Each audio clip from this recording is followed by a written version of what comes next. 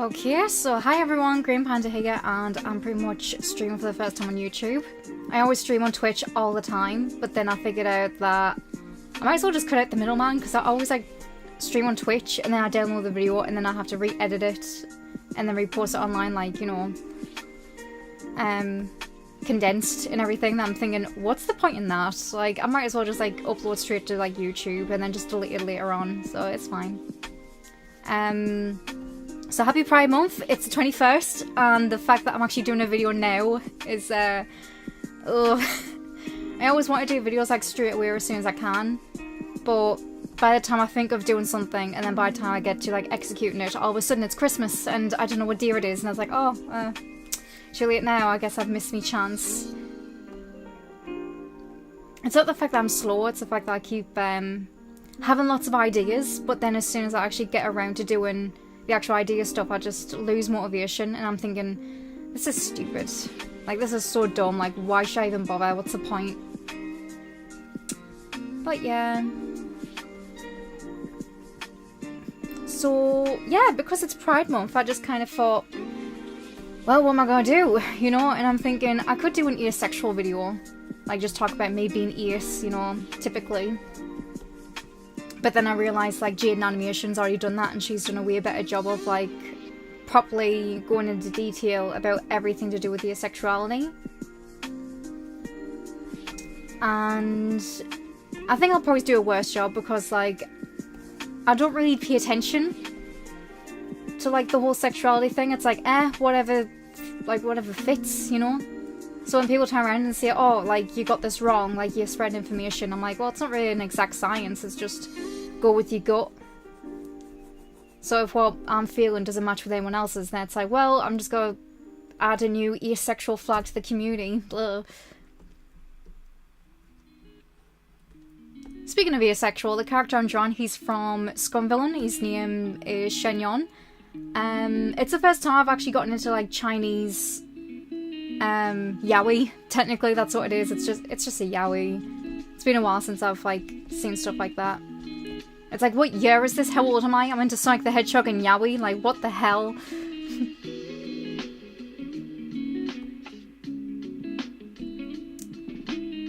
But yeah, I'm not really expecting much people on the stream though, so I'm gonna try and make this as quick as I can and not you know, wasting whole time streaming everything. So it's just a pretty chill stream.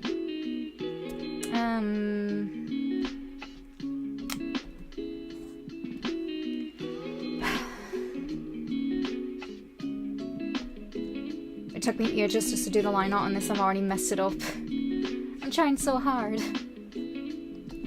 But yeah, my new anthem for this year is pretty much the whole video that's going around on TikTok and Instagram, where it's girls kiss other girls and no one bats an eye.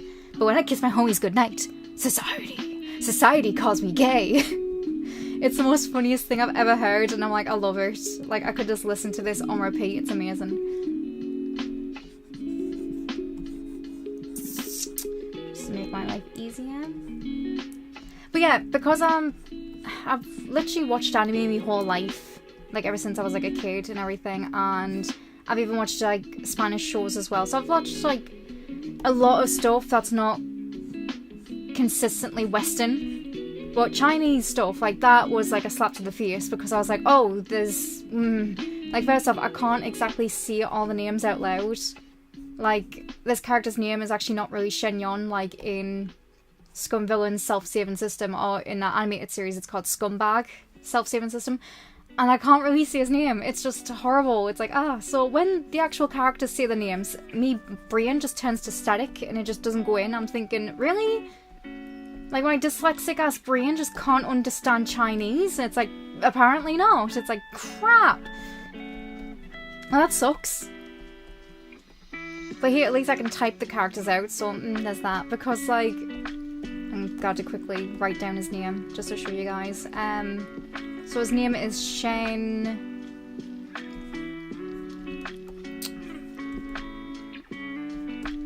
King Kyu? So that's what it's called. So I call it Shinshu or Queen Kyu, right? That's not how you say the name. And yeah, It's just really terrible stuff and I just can't understand it. I'm like, oh, great. It's like, I love this series so much, but I can't see the names. That's just amazing. Alright, what was I doing? Oh yeah. But either way, I really like watching the series, and the fandom's pretty small, especially on Tumblr. Is there problems with Scumvillain? Yes. But, I don't know, it's like, people might disagree with me on this, and that's totally fine, but personally, I don't know, I just think it's bizarre how you have Western LGBT content that's coming out, and it feels homophobic, you know, because their stuff is so limited into how much they can, like, push, like, the LGBT boundaries of, like, two characters being in love. It's like, oh, two characters kiss, blah, blah, blah. Meanwhile, you have, like, all these other characters who are straight, who get away with murder, and it's like, what the frick, you know?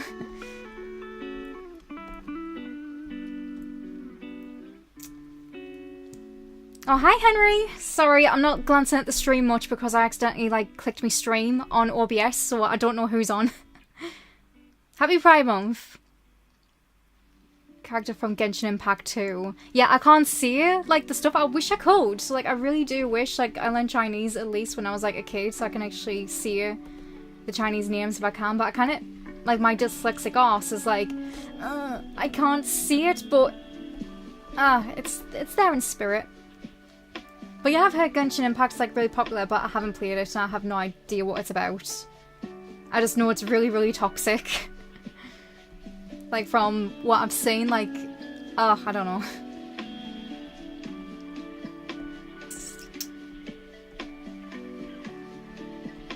Yeah, but anyway, I'm not even supposed to be doing line art. I'm supposed to be overpainting and try and make this go as quick as I can, but I'm just procrastinating. It's like, like, it's supposed to be a Pride Month stream. I'm supposed to be talking about Pride stuff. So, yeah, Shen, I'm just gonna call him Shen. I picture him as asexual.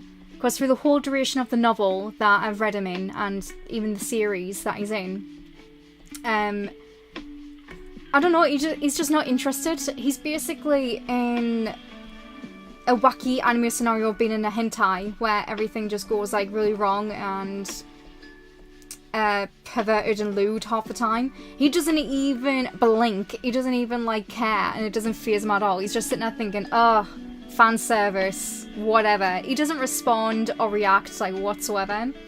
And it's really fucking funny. Right, okay. And then he keeps, like, calling all the other characters, like, asexual. He's like, oh no, I made them asexual.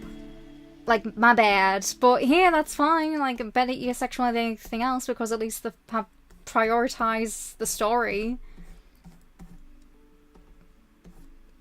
And I'm just sitting there thinking, I did that too when I first, like, came out as asexual. I kept calling everybody asexual, like, in college for some weird reason. People kept asking me for dating advice.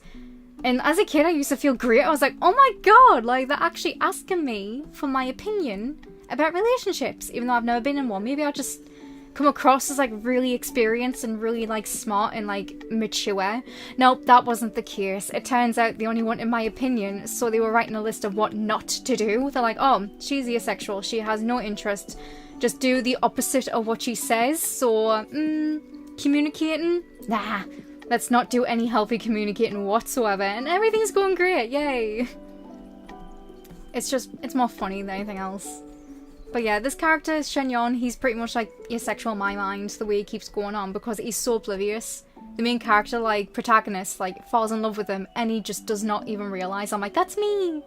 I've done that!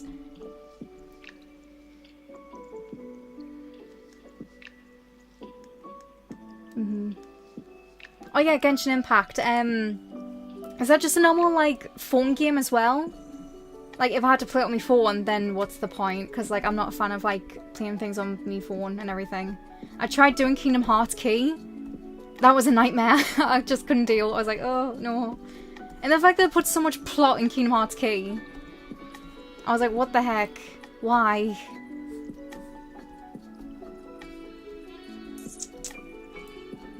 But yeah, it's kind of been a while since I've been into anime. Like, back in 2012-ish, when Tumblr was, like, really heckin' popular, My last anime was Panty and Stocking with Garter Belt.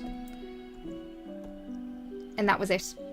Like, after that, I was like, I'm done. I'm sick of anime. It's just not great because, like, all the anime style look the same. It's all, like, really cutesy stuff. I don't have a problem with Lolita stuff. I think Lolita is, like, really cute and everything, but I'm just not a fan, personally. Jesus Christ, okay.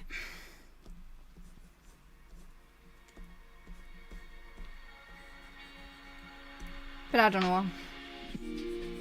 I just kind of thought, oh, all the anime just looks the same to me. I'm not a huge fan. I'm just gonna dip out. Because that's when cartoons were, like, really good. And I was like, cartoons start acting more like anime than anime. And that was when Gravity Falls was out. That's when Steven Universe was out. Voltron was out. And I was like, yeah, I'm gonna watch that instead because that's more fun. While the anime community was, like, Attack on Titan and... was it My Hero Academia? And I was like, I'm not a huge fan of, like, that type of stuff. Like, there's nothing wrong with My Hero Academia. Like, definitely not. But it's like the whole... I think it might have been the fan base. But also the fact that... I don't know, I just didn't think it was my thing. But it's not until later that I realised, oh yeah, it's because, like, every single time I watch an anime, the main character has to be a demon. Like Blue Exorcist or Inuyasha or Naruto, and I was like, oh, I have a type. I have a thing. That makes sense. So given the lack of demons and everything, I thought, it's fine. So that's why Scumvillain comes along. It's like, here, you have a demon boy in this. It's like, nice. It's been a while since I had a really good demon boy.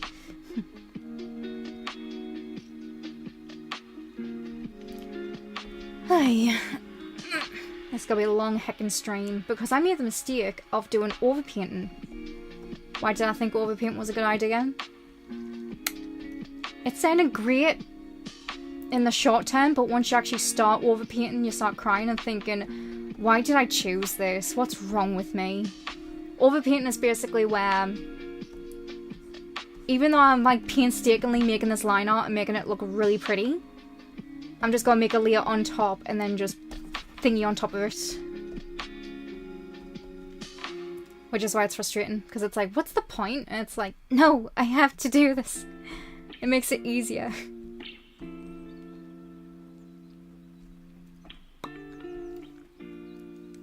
But honestly, the third book from Scumvillain's got to come out in a month. And everyone, like Twitter and Tumblr and everything, I've gone back to Tumblr. Tumblr's like my new hunting ground and everything, and I was like, oh my god, I'm so excited. But yeah, I just kind of think that yaoi, that's kind of been made like in China and Japan and everything, like they just do it much better. Then you look at LGBT in the West and you're thinking, in an area that's supposed to be a bit more open about, you know, LGBT pride and all that jazz, why is it still in code? Why is it still subtext? Meanwhile, you have places in, like, you know, China that's, like, completely different from everyone else, not as progressive, but they're progressive in their own ways, blah, blah, blah.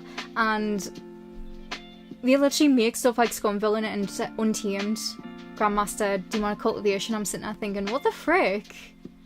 Like, the actual writer went to jail for that. So you have people online in the West who, like, hold other countries with, like, Western standards, and it's like, dude, we can't even, like, be as progressive here in a country that's supposed to be, like, you know, opening and accepting of, like, the LGBT community and all that stuff, and yet it feels really homophobic. Like Cruella de Vil, what the fuck was that? Like, first off, Anita, like, oh, I just hate Cruella de Vil just for that alone, because, like, when Anita came out, people kept using it as an excuse and be like, oh, you're just mad because of, like, the actress that you chose for Anita. And I was like, no, it's because in the old classic with, I think her name was Glenn Cole, Anita was, like, her own person. Like, she was an artist and she had, like, her own agency, but she chose to, like, be at home and be, like, a stay-at-home mum, which is, like, feminist in its own right because it was a choice. It's the fact that you have women who can choose to stay at home, and then you have women who choose to be in the workforce type of thing. both are just as respected as the other. But at least with, you know, Glencore's, like, Cruella, Anita was an equal. But when it came to, like, you know, Emma Thingamajig's reboot that's come out recently, Anita wasn't even, like, an equal. She was a tool. Cruella was kind of like, oh, I'm just gonna talk to me Bessie Mara so I can get free advertisements.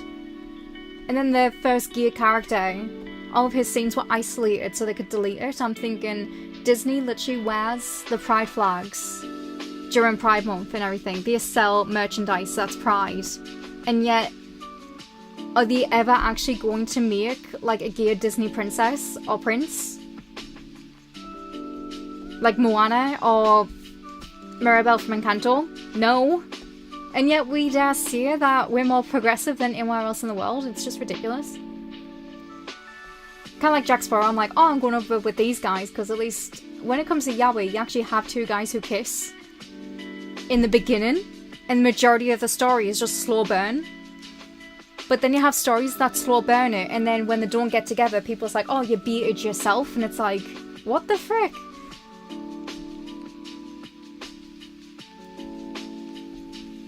But yeah, I think that's the reason why Pride Month isn't as great as it used to be, because I keep getting flashes of 2018, and that was like a really great time to be alive, you know? Because we kept calling it 2018, it was amazing. And so, when that time came out, etc., we were kind of like, oh, look at all the stuff that's coming out. We have Supernatural, which at the time we thought was going to be really queer. We had Cartoon Network that had Marceline and Bubblegum, who literally came out and, like, both of them kissed on, like, TV. You had Steven Universe that had a wedding. You had Love, Simon that came out as well. Like, all of this stuff was just, you know, happening. And it's like, wow, we are getting fed. Like, what the heck? Which is why Voltron was such a letdown. Someone online even did a thing like, thank you for all of the good rep. And then in the middle it was like, not you with Voltron. Representation for the LGBT community. And I was like, oh, that's like too funny.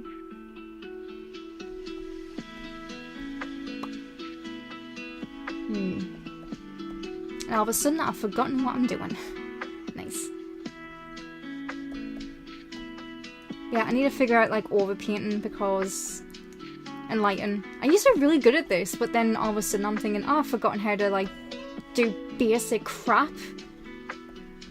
It's been a while since I've drawn, so I need to get back into the groove. First thing being I showed...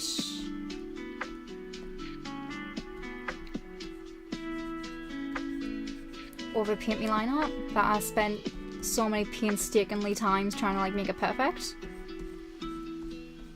But yeah, it's kind of a letdown because, like, you kind of have queer voices and people in the community who's like, hey, we're not really happy with the current representation in media that we're getting because people are slapping, like, the Pride Rainbow on it and then telling us that we should be happy with it. And I'm sitting there thinking, hold on, like, compared to now, compared to, like, what I used to watch as a kid, the representation these days are complete dog shite, like, what the heck? But then when, like, you mention it, people's like, oh, if you want two guys having, like, sex on screen, then you're the problem. Me, the asexual who doesn't want to see that at all. The reason why I see, like, the Chinese, like, dogmas? I can't see them. I'll just call them yaoi. Like, the Chinese yaoi, to me, what it seems better about them is the fact that in the Unchanged live action, we were told straight away that that stuff was censored. And me and my sister was watching it during the first lockdown of, like, quarantine when COVID was a thing. And we were just watching the whole thing like, wait, this is censored? The first thing the live action said was, there's a headband where if anyone who wasn't the significant other touched it, like, that was, like, a really bad thing. So only people who's your boyfriend or girlfriend or wife, husband can touch this headband. The first thing they did in the beginning episodes was have one of the characters wrap his headband around the other guy's wrist. With just that one motion, it just conveyed that, here, this is pretty freaking gay. And I was like, what the heck? Like, they told us what the symbolism was, and then did that.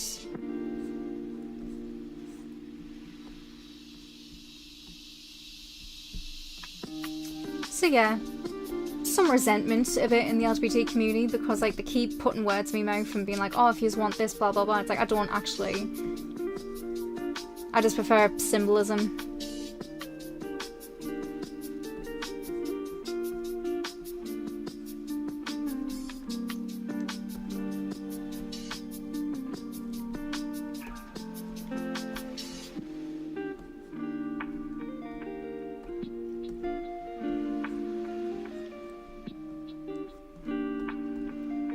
But yeah, is Scumvillain actually good? No, it's problematic as hell. Like, I would not recommend it, but the thing is, it is like a 17 plus, so the only people who can watch it is like older viewers. So if you're a minor, go away. It's not for the faint of heart.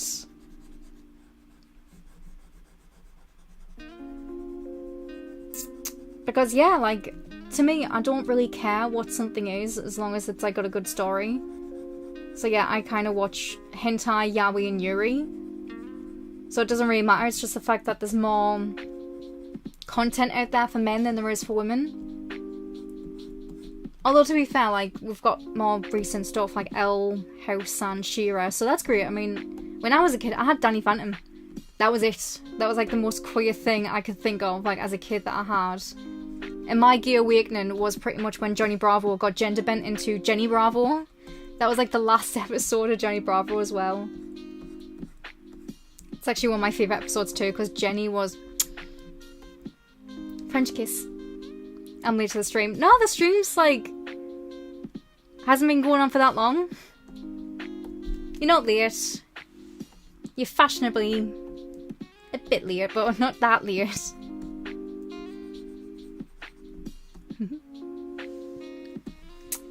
I'm just pretty much talking about queer shows because it's Pride Month. Like, I mean, what a great time, like, to be alive, you know, like, even though I'm a bit irritated with the, like, LGBT community right now, it doesn't take away the fact that we're actually really lucky right now. That we're in a time where I can quite literally go outside and scream, I'm asexual, and bisexual, like, from me lungs, and nothing would happen. Like, wasn't that the whole point? Like, to get to this point in time, and it's just amazing.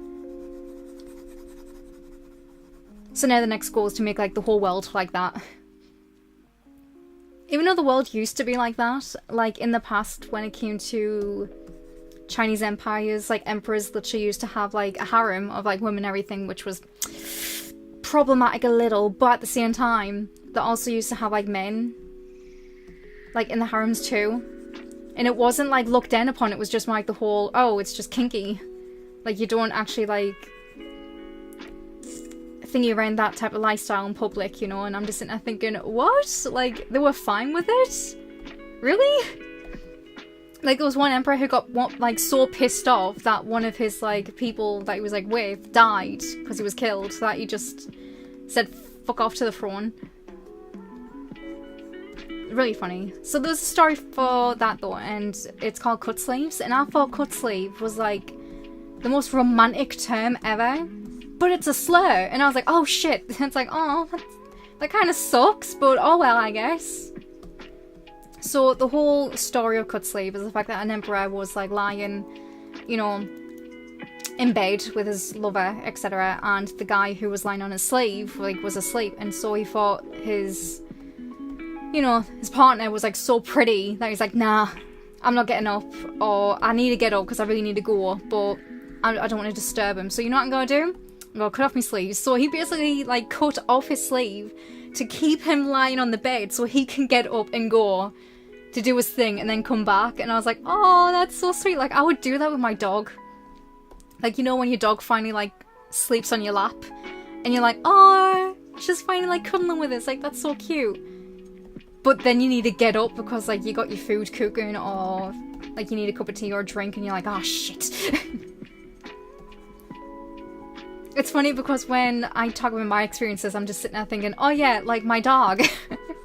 The real asexual right here. It's, like, not a boyfriend, not a girlfriend, or anyone else. It's just, my dog. I've had my dog for a few years now, and if anything happened to her, I would kill everyone and then myself. Did you watch Total Drama? Yeah! Like, I used to watch it as a kid. I can't remember it, though. Like, I have no memory of, like, Total Drama Island. Like, I know the characters, etc., but everything that I watch now is, like... Anything that I remember right at this moment is because I recently watched clips on YouTube. But I really can't recall, like, any of the characters, blah, blah, blah. I remember the goth girl. And the goth guy. I remember them too, with a passion, because, you know, I had a thing for goths. I am messing up with this collarbone, I'm crying. You know, I don't know why I'm putting so much effort into this thing. I'm gonna be putting clothes on top of it after. Ah! What am I doing? Right, okay. Oh yeah, and in case anyone's wondering, yes, I did draw this one too and color this one in. This one's my, like, work. In case people's thinking, oh, like, she's just using it as a reference. I'm really proud of it. I did really well. Sometimes I draw things, I look back on it and think, how in the fuck did I draw that? Like, as a hobbyist, like, artist, etc., like, I don't really draw as much as I should. Like, everyone else, like, draws, like, every single day, and there's just me who's like, you're lucky if you get a piece from me, like, once a month. When the goth girl was my Gear Awakening. Yes! Oh my god, what was my, like, Gear Awakening? Okay, first off, Van Helsing with Hugh Jackman. You know, the woman who's... Anna. Yeah, that's her name, Anna, who, like, is supposed to, like, get with Dracula in the end, but she was like, no, I need to kill Dracula for my family. So both Hugh Jackman and Anna was, like, my bisexual awakening, along with the really sexy wives of Dracula. Like, they were all hot. When the first wife died, I was pissed. I was like, she was the best looking one! That's so not fair! And then the ginger one, who was really fucking annoying, like, was still alive. I was like, I really hate that bitch. And The Mummy, with Brendan Fraser and the woman. As well as Anax and the Moon, like, Oh, and Newotep, like, god, everyone in that show was so good looking. Like, if I had the cast of The Mummy, and we went through it and said, oh, pass or smash, I would just smash all of them, including The Mummy, before he became, like, you know, his, like, grotesque little decomposing little juicy skeleton guy.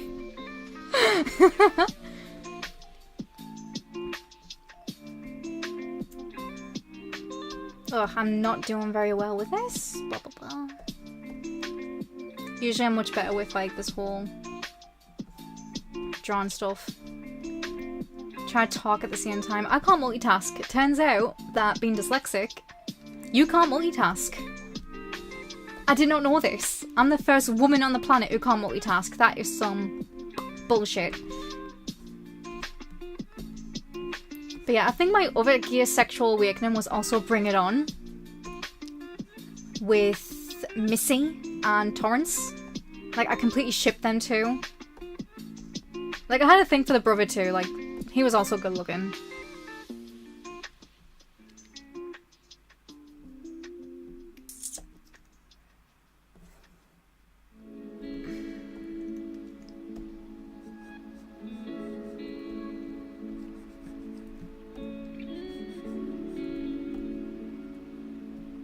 I agree. Yep. Oh, so many gay movies. So many asexual awakenings. Well, asexual and bisexual. It's not like the whole I find people really attractive, but I wouldn't want to date them. Because I can't be arsed. Like, that's why I really, really fucking love Good Omens. When Good Omens came out, you know, with Aziraphale and Crowley by Neil Gaiman and Terry Pratchett, I took one look at that movie and I was like, oh, that's exactly the type of, like, a relationship that I would want to be in. So you know when asexuals date, but people's like, wait, why do asexuals date? Like, if they're not gonna have sex or have kids or get married, then what's the point? And I was like, yeah, you're right.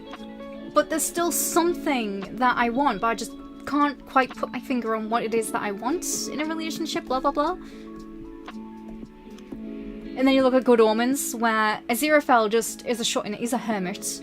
Like, he's just spending all of his time, like, inside, like, you know, a library. Like, you're a complete recluse. And I'm like, oh my god, that's me. That's definitely me. I am Aziraphale. And then you have Crowley, who's like, oh, I really want to hang out with people, but at the same time, I don't. And then, like, they both have their own little interests. They both stay home, have their own things to deal with. Crowley has his plants. Aziraphale has his, like, books. They both meet up for lunch. And they have, like, similar interests and everything. And I'm like, yeah, that's exactly the type of relationship I would love to be in.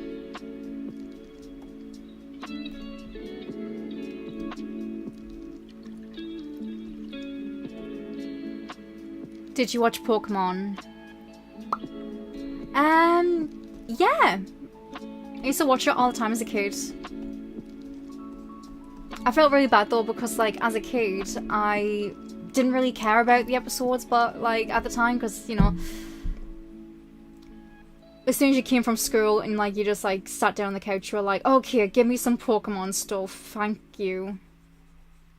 Like, my brain is killing from all this math that I had to do. I just, no. And I realised that in the beginning of the episodes with Jesse and James, I felt so bad for them because, like, when the episode started, like, they had, like, lots of, like, what was it? Like, tools and everything? Like, big blimps, parachutes, and, like, equipment that they can use to, like, catch Pikachu and other, like, Pokemon. But then later on in the episodes, they were starving. Like, they literally had no food to eat, and they were just 15-year-old kids just literally starving to death. And I was like, oh my god, like, this is so depressing.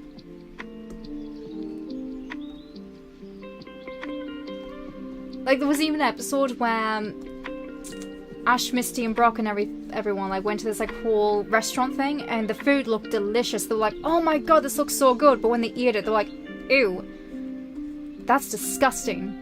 And then you had, like, Jesse, James, and, like, Meowth, who went to another restaurant, which was, like, the sister restaurant.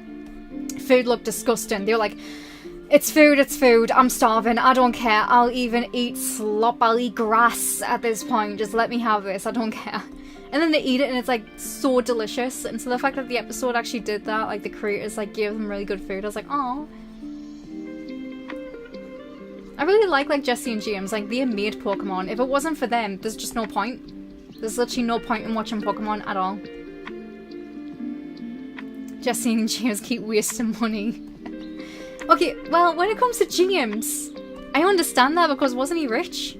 So he would have, like, no concept of saving or anything like that anyway. So he'll probably be like, oh, it's fine. We can spend everything. Money will just appear from the sky. You would think it'll be Jesse or Meowth. Actually, not Meowth's, like, the Pokemon. He's not in charge of that shit. But you would think one of them would turn around and say, hey, can you not? Like, chill? Money doesn't grow on trees, you know. But yeah, it's the fact that everyone kept seeing, like, Jesse and James were, like, queer icons. And I just can't unsee it. I'm like, yeah, they definitely were.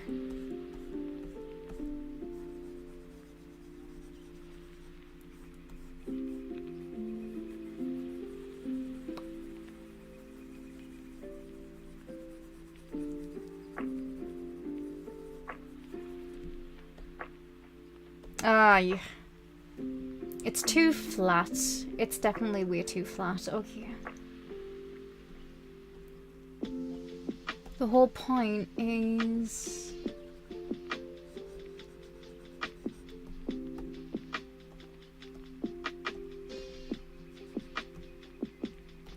to make really hard shadows.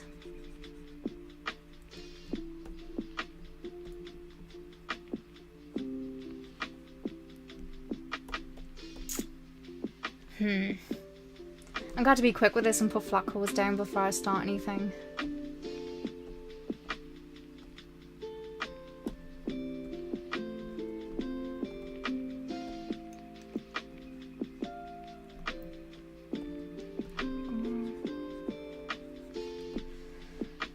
Usually I'm better than this, but that's when I'm pretty much, you know, relaxed and taking me time.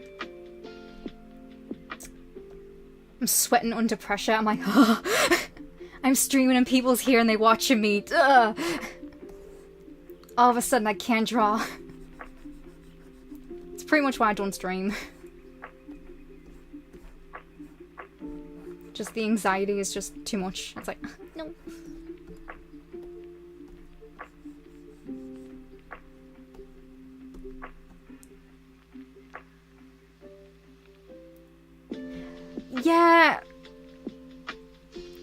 Is that the guy who's in charge of, like, Team Rocket? The one who made, like, Mewtwo?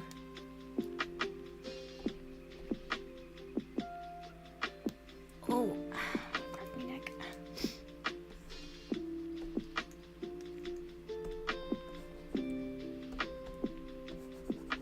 And wasn't, like, there another Team Rocket who was, like, the rivals?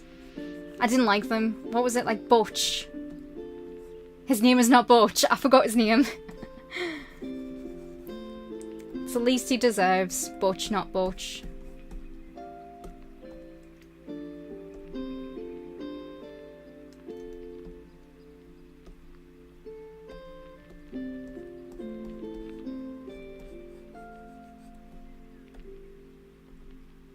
Oh god, it just looks worse.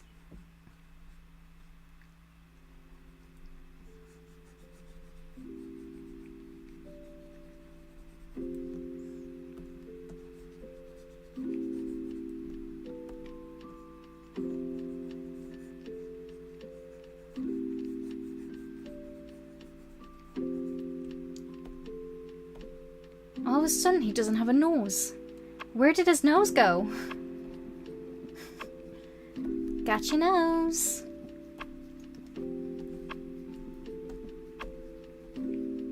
Oh yeah, I kind of noticed with Arcane, you know, like the Netflix Arcane series based off League of Legends. Like, they kind of, like, answered a question that I had, which was, like, having this weird V shadow thing right at a person's forehead. But I didn't know what to call it, and I was like, what is that, though? Am I making this up? Am I going crazy? And then Arcane just, like, started doing it with all the characters, and I was like, I knew it! I knew I wasn't wrong.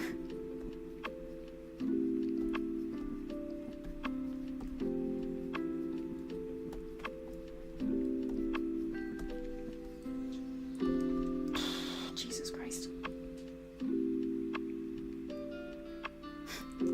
I can't draw people watch. Yeah. I know exactly. I'm literally doing it right now, so of course I get it. It's like... It happened once before when I was in, like, a library and we were doing this weird, like, workshop. And everyone was just watching me, like, on a tablet, on a projector. And I was like, oh, I use tablets. I'd never used a screen tablet before, but it's the same thing, right? No, wrong. It was not the same thing. So everyone's just watching me try to draw out me lines with, like, shaky like that. And I was like, oh. So here I am, and even my sister, who's, like, literally, like, pumping me up and being like, that's my sister, she can draw, watch her draw. And then as soon as I, like, posted it and, like, drew it, everyone was just looking, and even my sister was like, I'm so embarrassed. I was like, I've never used this thing before, leave me alone. Alright, I'm gonna have to, like, bring back his nose.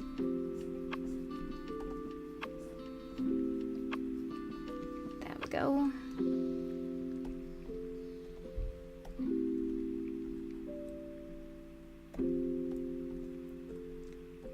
It's because this drawing looks so good that I'm kind of crying because I'm like, trying my best.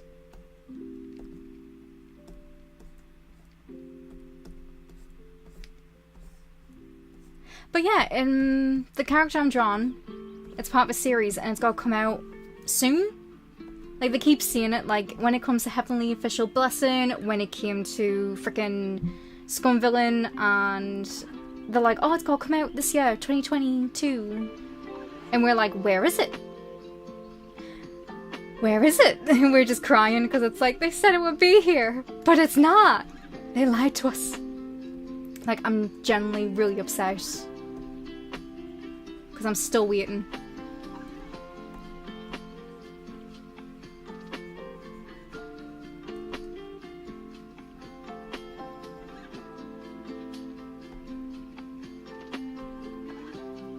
Right, okay.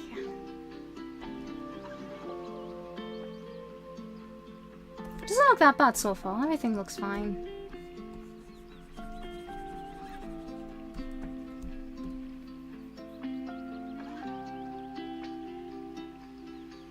Oh, it's even worse when it's family. Because they have expectations. They're like, oh, you want to do this for a living? And then they look at your art and then they go,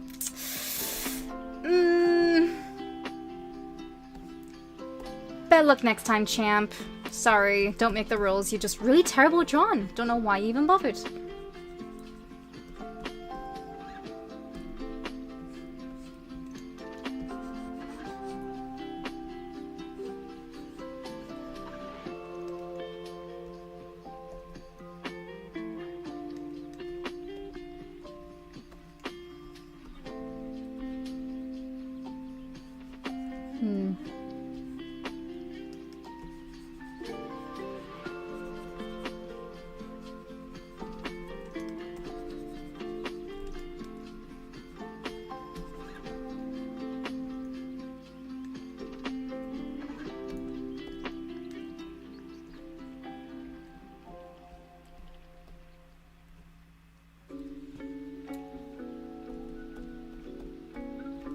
You know what it is? It comes to this certain time of year and I just fancy playing Life is Strange. Like, I don't know why. I just really crave, like, some Max and Chloe. Yeah,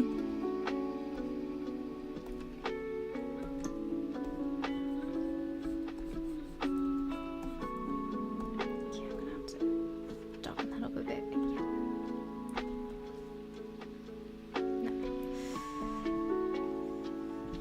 I think it's because, like, it's really warm and it's like summer as well.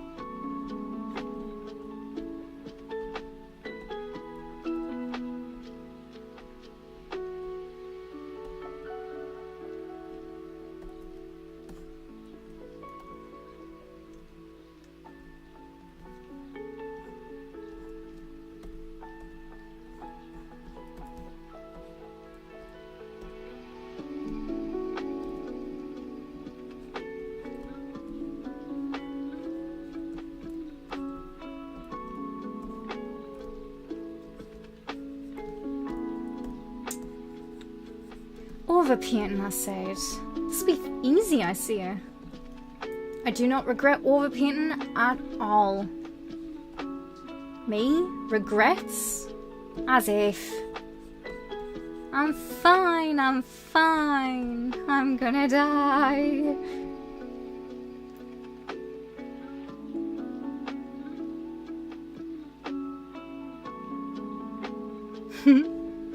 Oh my god, I've seen Kakaguri. It's the most gayest thing I've ever seen. I freaking love it.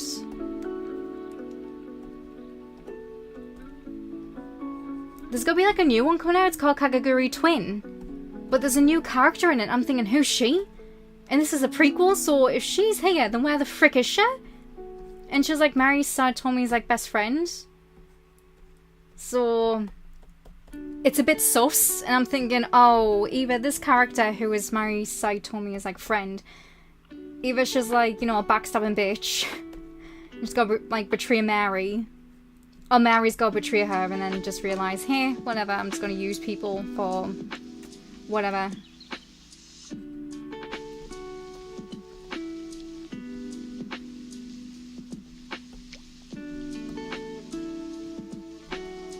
But then it gets to the point where Mary like kind of jumps back really quickly. And it's like, oh, like, these people who I'm hanging out with, like, they definitely use me, blah, blah, blah.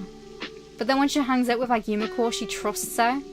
And she's like, oh, yeah, she's definitely, like, someone who's, you know, legit. So now I'm thinking, like, the person she was with was either really honest and something bad happened to her, which is the reason why Mary's, like, such a bitch.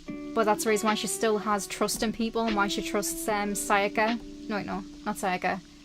Ririka.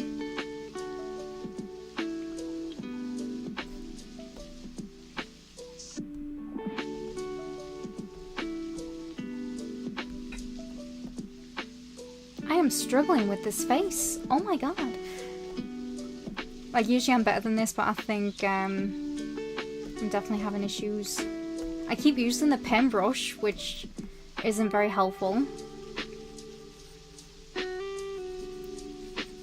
But yeah, like Chinese stuff that I've been watching recently. Because I watched Kubo and the Two Strings. When I first watched that, I didn't like it. I was like, it's too sad. Like, I can't believe the spoilers. The parents died. What was the point in that? I'm depressed. I was like, who would watch this? Why would people recommend this? It's too depressing. So then I freaking watch Untamed. And then I'm like, this is fine. I can watch like Kubo without crying anymore. Lies and slander, but you know.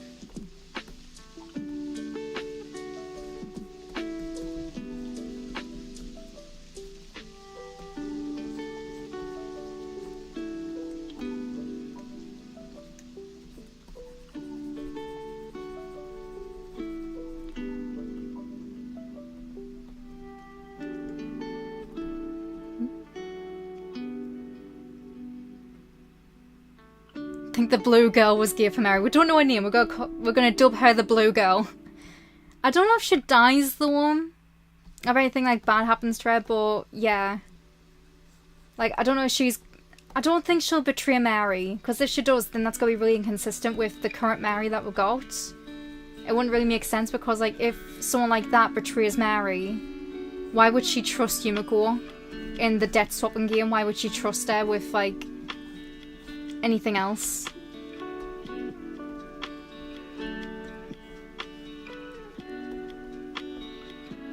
Okay, so I think I'm pretty much done with the face. Not really, I really hate the fucking face. It's not working out for me.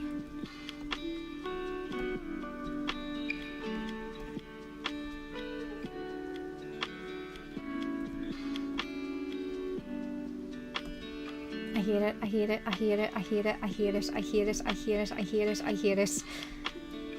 Is it because his nose is too big? Is that what it is?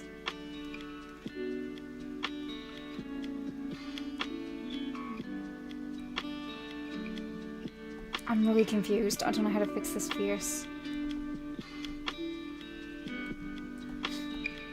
Shit.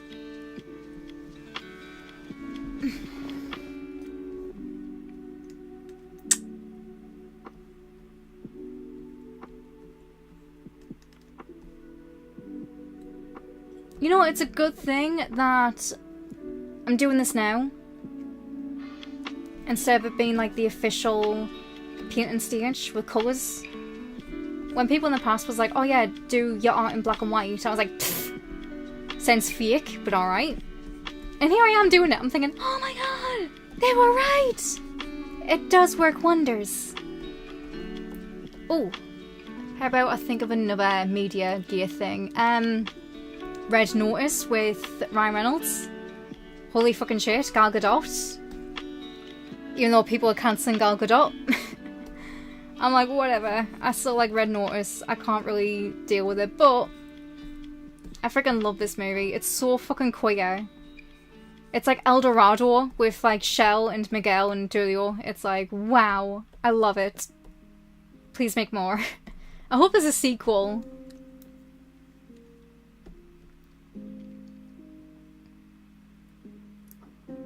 I think Ririka are as bad as Kiari. Have you read the manga? Because, like, it's still updating. The manga is, like, way ahead into, like, the third, fourth season. And Ririka and Kiari, like, have a face-off. It's amazing. I'm not gonna spoil it, but it's like, oh, it's such a good read.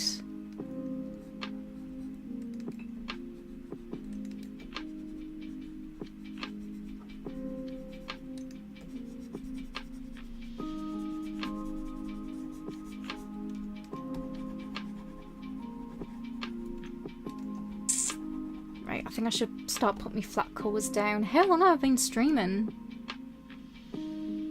Almost an hour. Yeah, I should just do some flat colours and then flip the canvas. I'm gonna have to like fix this later when I'm not streaming and just overpaint later. So at least that way I'm still happy with the result, so I can still tweak this to look like this later on to keep all my art like consistent. Although to be fair, there we go. So this is who I'm drawing at the moment. This is like Shenyon. There's two versions of him. There is the this one, which is like the novel version, And there's this one, which is like the Scumbag System animation. The animation is like a CGI thing. So it's not like 2D animation or anything like that. It's like complete CGI. And it literally looks like the graphics of a PS2 game. And people's like, you know what? It's just right. It fits. That's definitely exactly what this would look like. Like, if it was, you know... If you actually, like, thingied into this world. I didn't even tell you, like, what Scumvillain was about, did I? Well, Scumvillain, in the nicest words I can possibly think of, is about a character called Shenyon who isekai'd into a hentai. That's the only way I can describe it. It's so messed up and I love it. And every time he has an issue, he's always like, oh my god.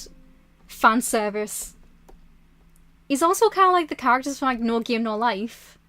But he's transferred into a character. He's not his own unique character. So he's playing a part.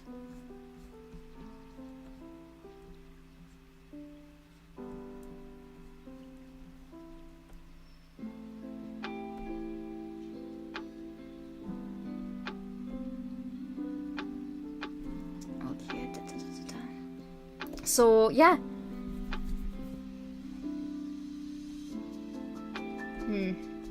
Oh yeah, I forgot about that.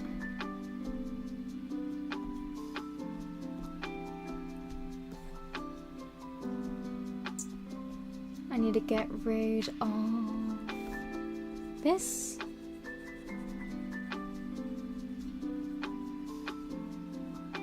To make it a bit more softer.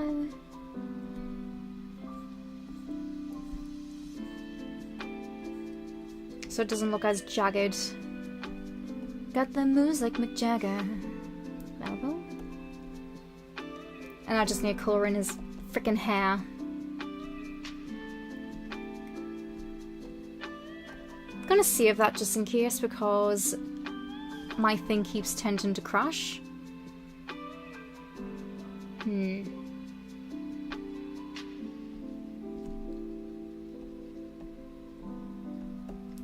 I'm gonna do something a bit different.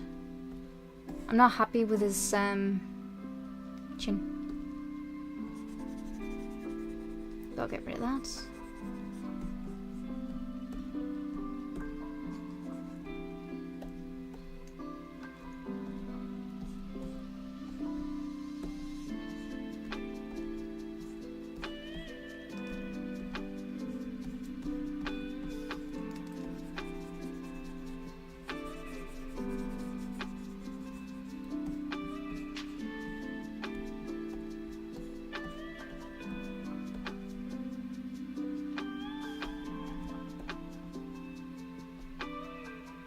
Yeah, that kind of looks a bit better.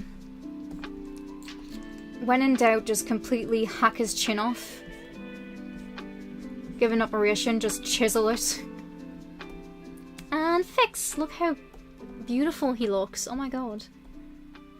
That was my issue when I was doing fan art for like Scumvillain, because I was kind of like, crap, like all the boys in the yard, and they're like, it's better than yours. You have long hair. I was like, fuck, if it looks like a girl, I'm gonna scream. It's like, it has to look like a guy. If it doesn't, then what's the point?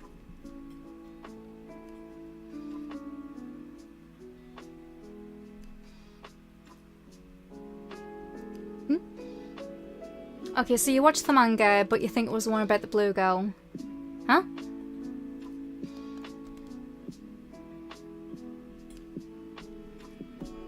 Wait a second, I've been streaming for 54 minutes and yet people's only watched 7 minutes of my view time? How dare. How rude. I'm a fucking delight, alright?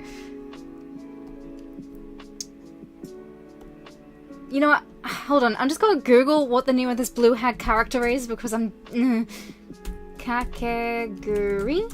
And I mean, that's freezing. Nice. Twin. Name. Of blue. Oh, fuck me.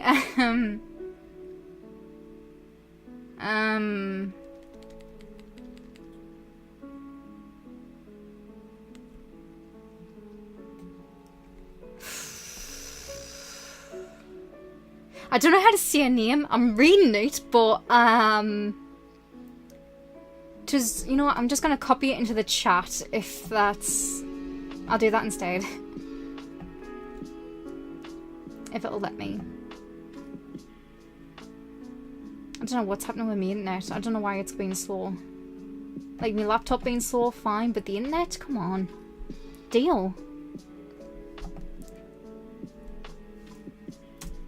There we go. That's the name. It's in the chat because I can't say it out loud.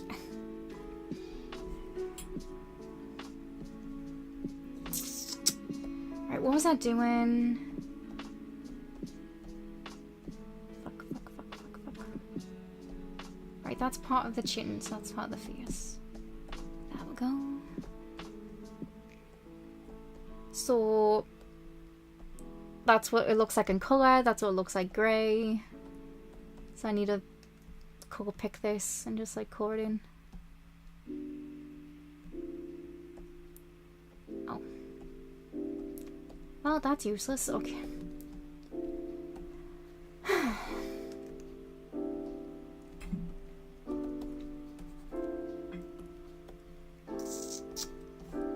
But yeah, speaking of Chinese dramas, I watched Green Snake on Netflix.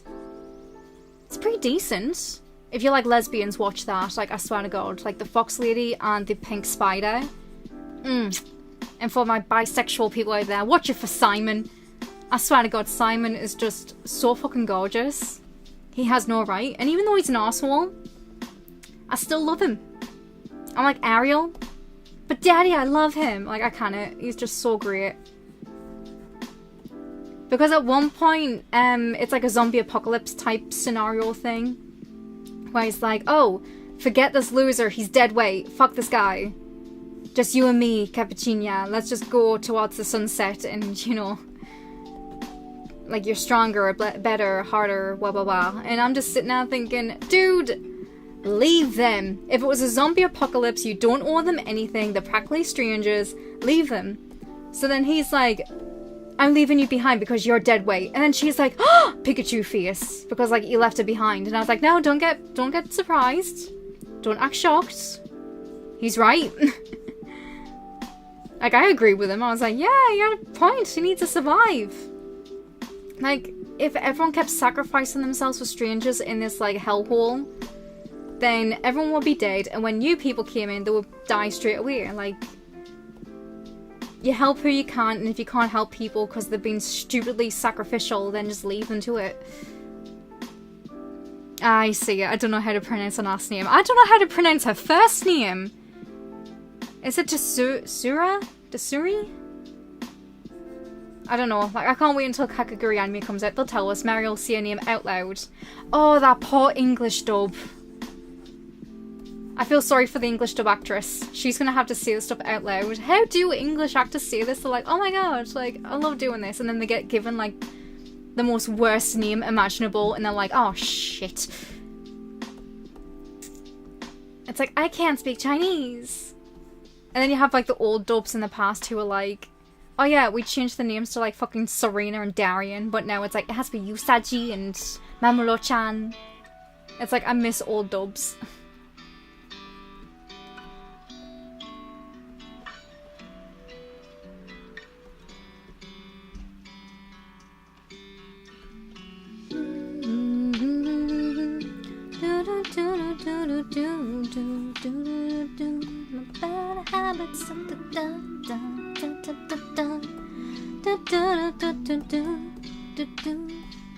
My bad habits lead to you.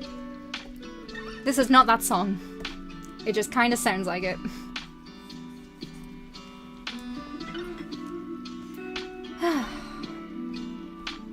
I thought we'd finish this painting, like, you know, on the stream, but guess not. I had, like, lots of things to talk about on the stream, but I keep, like, bringing up a topic and then just completely sidetracking.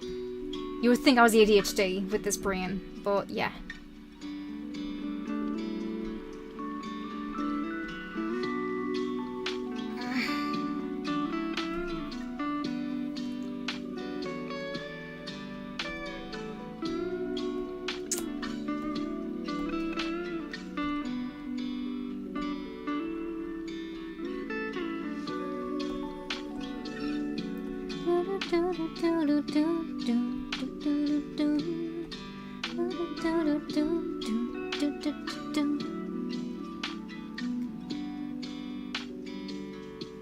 Yeah, she saw as a prince. Like, that is such revolutionary girl Utena, like, vibes are right there.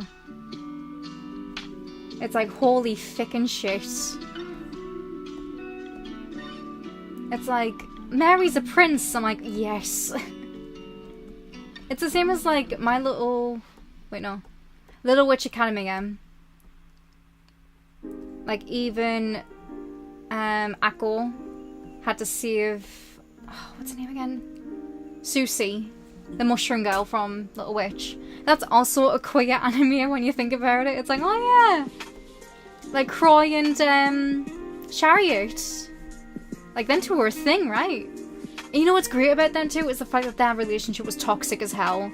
Like, I know people's always like, oh, yeah, like, I freaking love LGBT stuff where it's, like, fluffy and consensual. And then there's just me who's like, I want it to be problematic as hell. Like, if it's not problematic, I don't want it. There's probably a reason why for it. I can't think of the reason. Good God, so much overpainting. I can't be arsed. Like, who seriously wants to overpaint?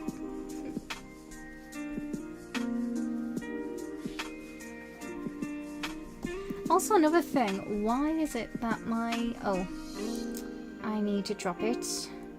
There. I was wondering why that was being a thing. That's frustrating. But yeah, I've kind of got Scum Villain on me brain, Heavenly Official Blessing, and Untamed. Like, them two are just the best. Like, how can you not like them? They're just so freaking good. And I'm easy. Like, anything to do with slow burn, two people who are, like, old enough for each other, and demons, mostly. Like, supernatural stuff. Like, that's the best bit. If it doesn't have any of that stuff, I don't want it. I want nothing to do with it.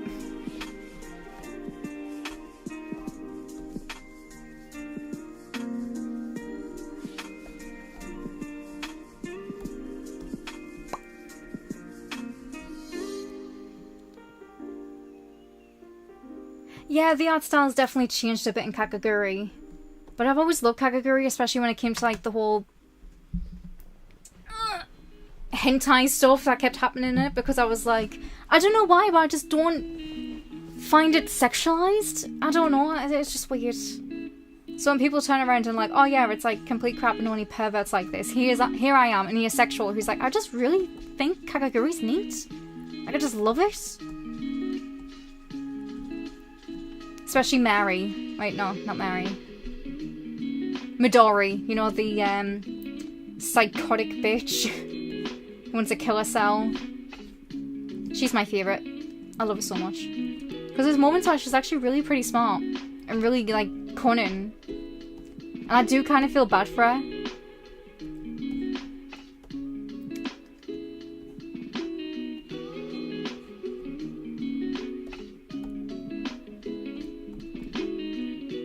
It's funny because, like, when it comes to Kakaguri, I love everything about it. But when it comes to, like, the gory stuff, like Midori, like, you know, stabbing her own eye out with a pen, I was like, ugh. Ew. Like, I can't with gory stuff. It's so gross. It's so heckin' gross.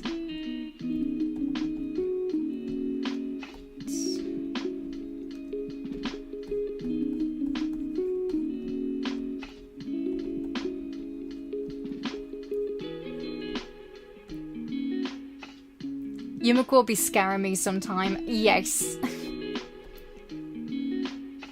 Especially in, like, the new manga adaptation.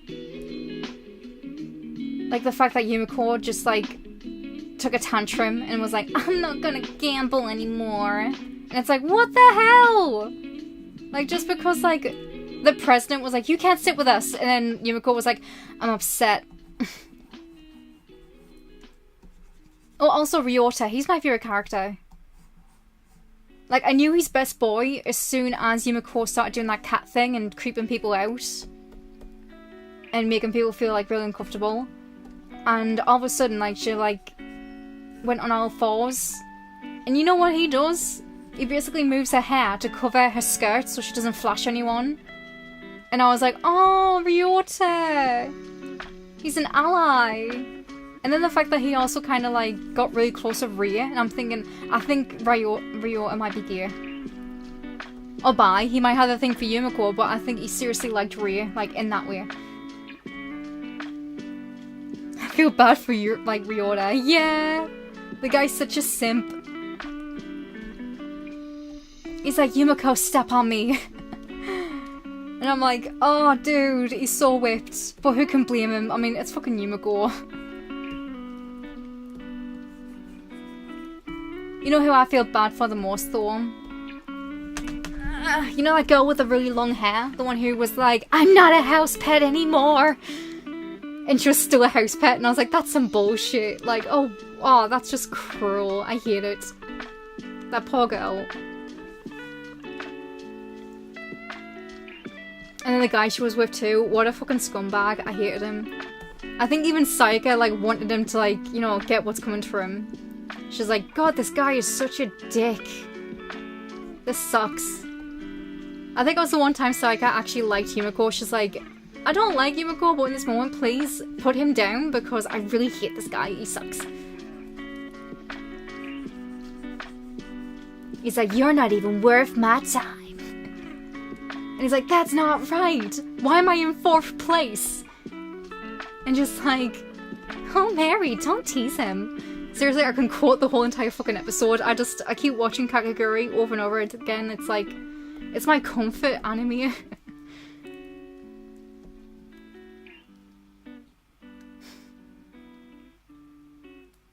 Sayaka, like, yeah, that's the thing. Have you noticed, like, everyone on Twitter who's been, like, very anti-anime? And I'm sitting there, like, really confused because I'm like, are you seriously looking at Kakegurui with the Sayaka, like, confession scene? She's like, I'm gonna die, but that's fine.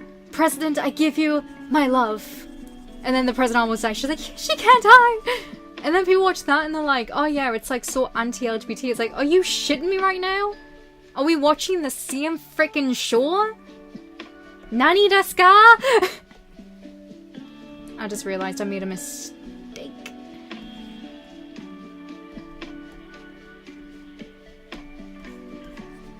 Well, this is why it's a good thing that I'm overpainting because I made some mistakes.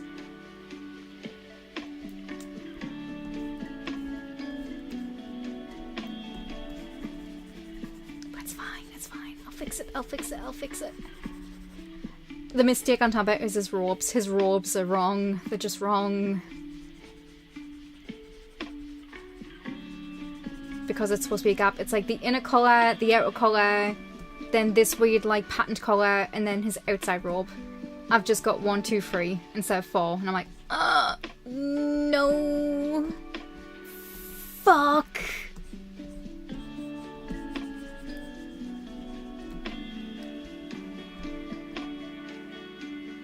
It's definitely LGBT friendly. Yeah, because they brought in a trans character, didn't they? When they didn't have to. Like Ria. Oh my god, Ria's like debut in the end. When they like kind of flipped the hair back and pulled the gloves off with the teeth. I was like, oh my god. I was like, that was too hot. It's like, is this gonna awaken something in me? It has. I was like, what the hell? I have no right. No right to be like that really hot and sexy. I was like, what the fuck? And isn't like the voice actor trans as well? And like the thing is, Ria's like an official OC. Ria's not even in the manga. And I was like, what the heck? I can't wait until season 3. Like I miss Kakegurui. I love it so much.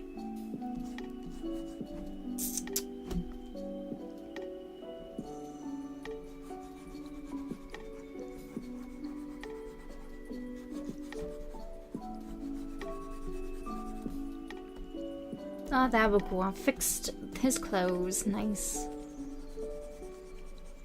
So yeah, Just make it look like I'm actually getting really productive. So this is kind of what I've drew before. This is what I'm drawing now. Although, to be fair, for some reason, why is it that when I'm drawn...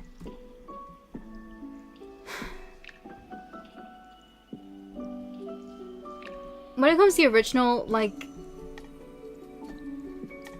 Shenyon and Luo Bingi as the original, they look amazing. They look really good. But when I'm drawn, like, oh, here's what they're like now. And it's like... it looks awful. Even here, it just doesn't look that great when you compare it to, like, the other two. These don't even look like I drew them. But these actually look like I drew them. And I'm like, oh, it's like, usually I'm better than this. What the frick? Why can't I draw? What is wrong with me? Kill me.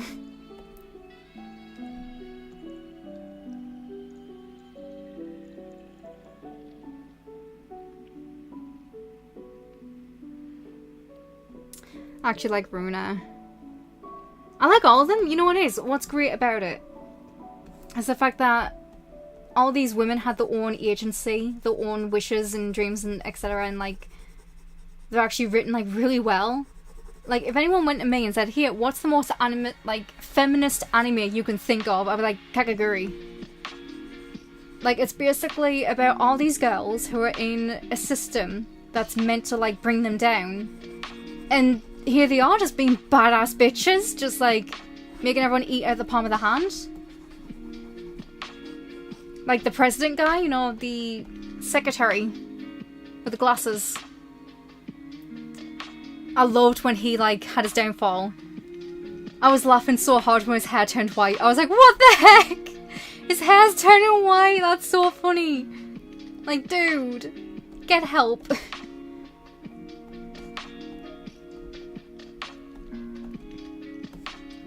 And Saika was like, oh wait, no, Yumiko was like, this is like her divorce letter.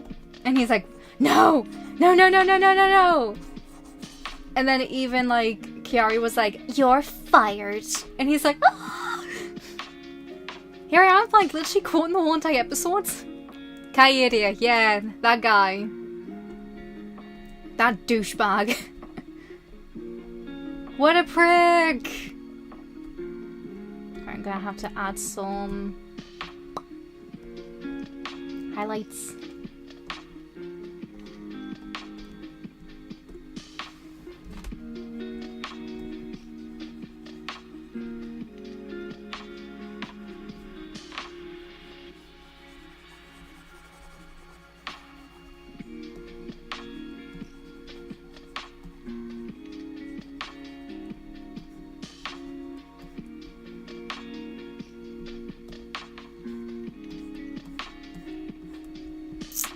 I'm gonna have to leave this on and then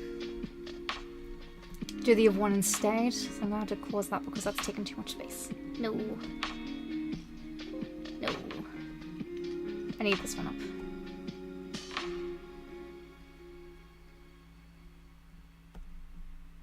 God, my laptop sounds like it's about to take off for flight. It's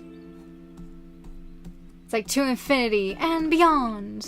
Oh yeah, apparently the Buzz Lightyear thing that came out was Gear. Because it said there was like a Gear kiss scene. And I'm just sitting there like, oh my god, why?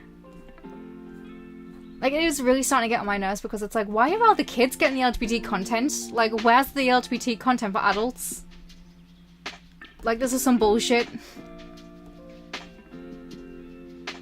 But then, like, they chuck it in, not to be progressive or to actually, like, you know, make a lesson and trying to bring an awareness and being like, oh yeah, we're being so progressive and inclusive because now, like, little boys are gonna look at fucking Buzz Lightyear and think he's Gear or something. I don't think he's the one who had a kiss, I'm just saying that, but I don't know.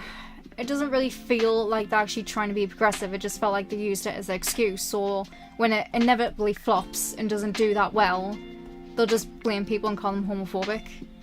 And I'm so sick that they're just using LGBT like as a weapon.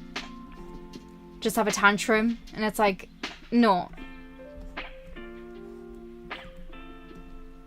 Like, if your movie was good, you wouldn't actually have the excuse. Because, like, we've kind of learned that when things do really well,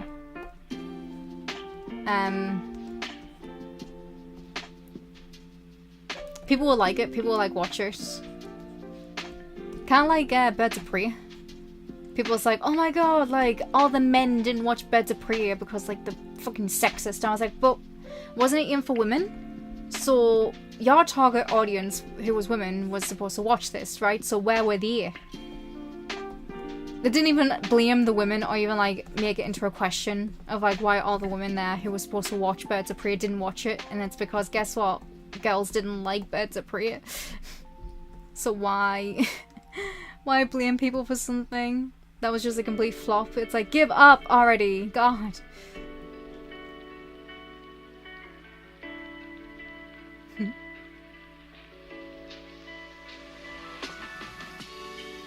I haven't seen Elle House yet. Speaking of LGBT, that's aimed for kids. Like, God, selfish pricks. They're getting everything.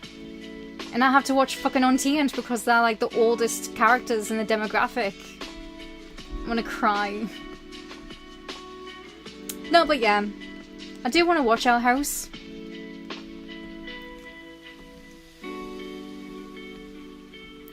But I think I'm just gonna wait because I did that with Gravity Falls. I just hate waiting for a show because I kind of have like high expectations for it or something. And I get really annoyed because the fandom kind of makes things bigger than what it is. Not their fault, but it's sort of like the whole, as a creative, I tend to make things better. So in my head, I'm like, oh, what if this, and this happened? But when you actually get canon of what actually does happen, you kind of get let down. And I'm sick of getting let down because myself, it's my brain. So if I binge stuff, then I'm not going to give me brain enough time to think of making it better or like what I would have done differently. Instead, I'll just watch the show as it's supposed to be and then just like watch the whole story as it's supposed to be like written.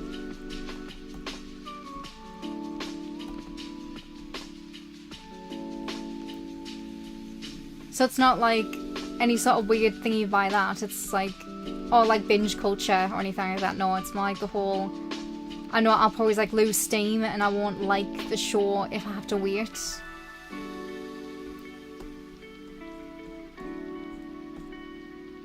And then you have the fandom too, where if you talk about it for a while, you probably get like a bunch of wackos and weirdos. So I pretty much like binge watch a series, so I kind of like avoid a fan base.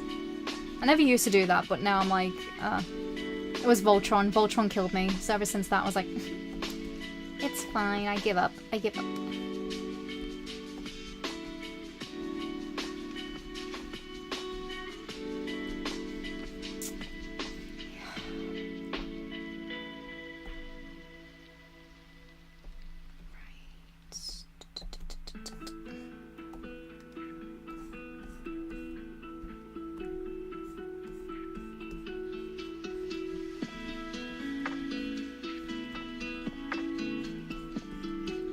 How long have I been streaming for? 1 hour. Crap. Okay. Right, I'm gonna finish up this one. And then I'm gonna flat paint the other one. And then you guys will probably just see the final result on my Instagram or something.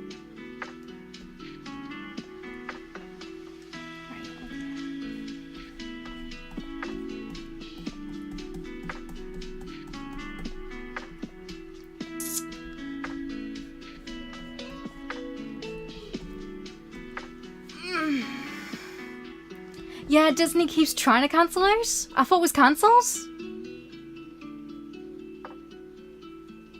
It's not cancelled yet. Oh, I don't know.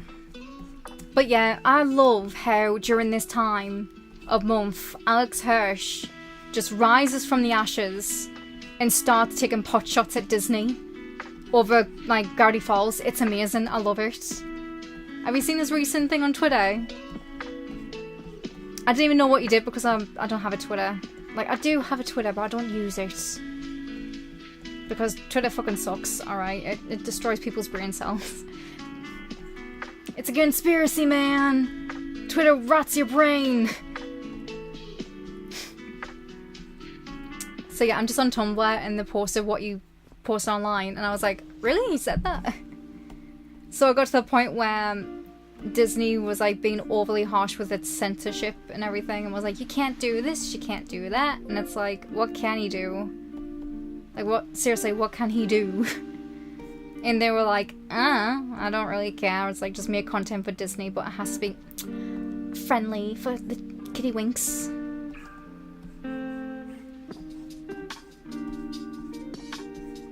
So yeah, I just love how he's just talking shit online. He's like, hey Disney, these characters are gay.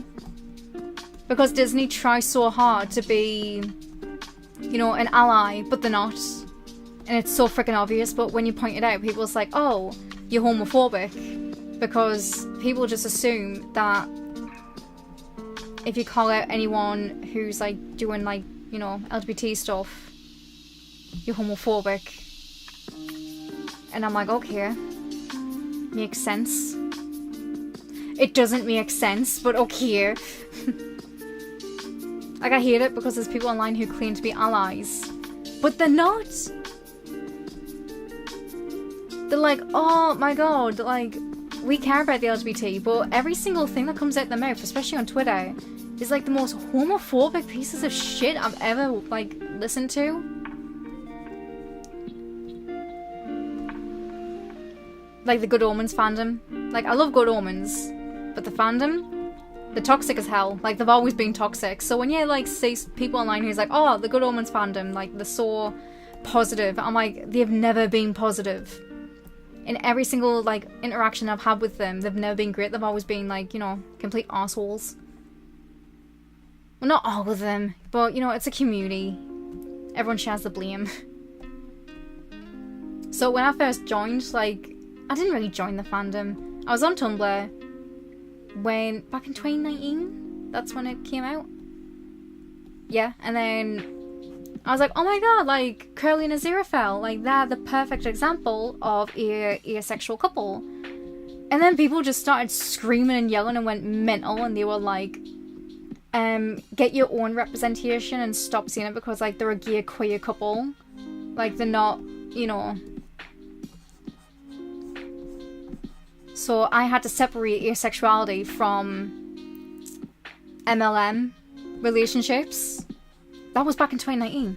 And I was like, oh, okay. Like, you know, as an asexual, I was fine with this blatant asphobia because I'm like, it's fine. People in the community don't get asexuals. I get it. I'm okay with it. I don't really care. And I still don't, because, like, if people currently, like, have issues with, like, asexuals, etc., I don't give a shit.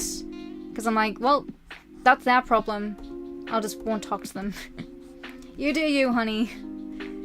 But yeah, they're the ones who separated it and were like, oh, like, being ace and then being gay is, like, two separate things. So I was like, fine. I'll still see them in my head as, like, queer and asexual, but to the other people outside online, like, yeah, that you guys do you. So then, currently, in 2022, recently, I posted a video online, and, well, not a video, I posted, like, a thing on Tumblr, and I was like, yeah, like, when it comes to season 2 of Good Omens, it is kind of queer-bait, because Neil Gaiman and even Michael Sheen and David Tennant are like, oh, they're a couple, but I'm thinking, is this like gonna be like J.K. Rowling, where in season 2 we're gonna expect them to be a couple, but they're not? And then when we bring it up and be like, here, they're not actually a couple. Like, Dumbledore was supposed to be like J.K. Rowling, it's like, have we been baited? And then when you bring that up, people's like, oh, they're just best friends. Who said they were, like, a couple in a relationship? And it's like, it's like, that happens all the time. So I'm like, yeah, people are actually allowed to be wary. Because that's happened, like, all the time. It happened with Voltron, and it's happened with J.K. Rowling. It's happened, like, twice. I think it's even happened with, like, Venom. Because, like, Venom, in his original comic, he was supposed to be, like, you know, gay as hell. The fact that he and the symbiote were, like, having, like, kinky sex and everything. But when I bring that up, people's like, lie.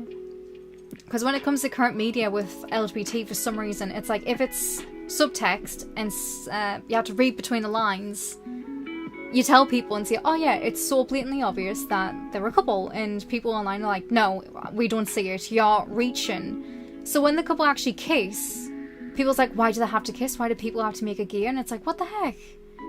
Like, no matter what we do, we can't win. And then when you turn around and see it, oh, because of subtext and the rules that people online and the hetero community have basically said that unless they're kissing and they say I love you and they're actually in an established relationship, they're not in a relationship.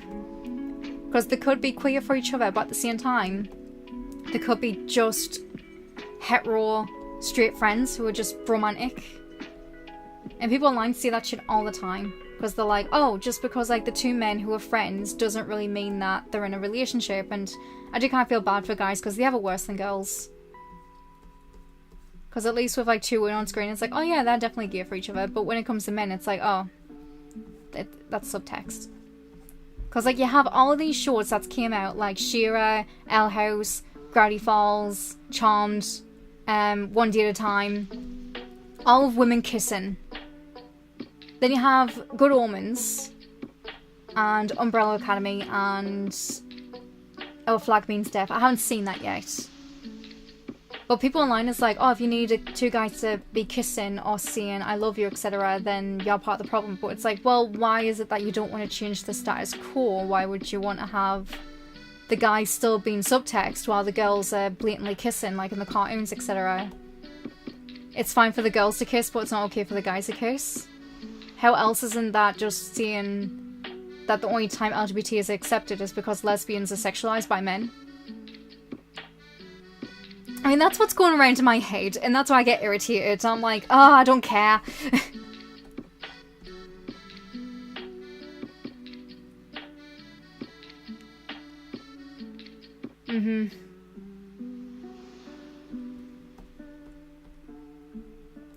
But yeah, so when I brought that up and said, well, by your rules, the people who from 2019 told me that asexuality and like being gay was like two separate things, by their rules and everything that they've stated, then technically Aziraphale and Crowley aren't really a couple, technically, like when you think about it. And it's like, well, just in their words, not mine, because I think they're a couple. They're non-binary, so it's pretty much fine, and I can't wait until the second season. But people on like Tumblr just went mental with this, and they just like completely started screaming my head off, and I was like, what the hell? And they were like accusing me of like needing to see guys having sex, but I was like, actually the reason why I love Good Omens is because that doesn't happen. If anything, I was kind of irritated when Newt and Anathema got together. I was like, ew, what the hell, I hate this. So yeah, Good Omens is refreshing, but I just don't want them to use their sexuality as an excuse to keep men as subtext. And when you point it out and say, here, don't you think it's weird how men aren't as accepted compared to like the female counterparts? And instead they'll just turn around and be like, oh, you're homophobic because you're not happy with what we have. It's like, no, we want quantity, like we need that's the thing, it's the fact that LGBT have to share like representation, and that's where the problems are coming from. Like if no, like asexuals who happen to be queer share with LGBT, and everyone has to watch movies or media that has that type of stuff in, and it's a bit unfair because it's like people who are trans, asexuals, lesbians, gay, non-binary, every single person in the community has to watch Love, Simon, even though a majority of us won't relate to that. Women won't relate to Love, Simon. Love, Simon itself doesn't even seem that bad. Like, when you think about it, it's like, wait, why is he having such a hissy fit about, like, being gay and everything? Like, he's living a life. Like, everyone accepts him. Everyone loves him for who he is. Like, no one really has a problem with Simon being gay. Except for these two, like, little shit stains who, like, bully everyone. But other than that, though, like, everyone seems fine. Even his dad doesn't seem that terrible. It's kind of a piss take to people who, online, who don't have that experience of coming out. Because Love, Simon is like a fairy tale, but it's also really fucking bland. And I was like, why does Love, Simon feel straight? And I never said anything because I thought, oh, because I'm a girl and I don't relate to it. But here it's a queer movie, so every single person who's queer has to be happy with it. But then someone online, like a YouTuber, was like making a video, and even they themselves were like, yeah, it's because the casted a straight guy for it, like look at him, he doesn't have a gay bone in his body. And I was like, oh thank god, I thought it was just me. But yeah, it's another one where the issues like come in and everything, because it's like everyone has to share, and that's where the resentment's coming from, because like so many people want to start, like Elliot from Umbrella Academy, he's gonna be playing Victor. So it turns out that Vanya from Umbrella Academy is trans, which, you know, I'm kind of like Annie Walks from Misery. I prefer story over than anything else like that. I hate politics, and I hate when people use LGBT as a reason just to like shove an agenda into a story. I'm like, it's fine as long as it makes sense. What's great about Umbrella Academy is the fact that it does make sense. It's the fact that Victor, who's like, you know, since the beginning of season 1, has been like kind of foreshadowed, like not completely, but kind of. And the fact that Victor kind of also falls into the umbrella of being the son who kind of disappoints the dad. It's like, oh my god. Like, disappointing dad club, like, that has, like, Klaus and number 5. And Diogo.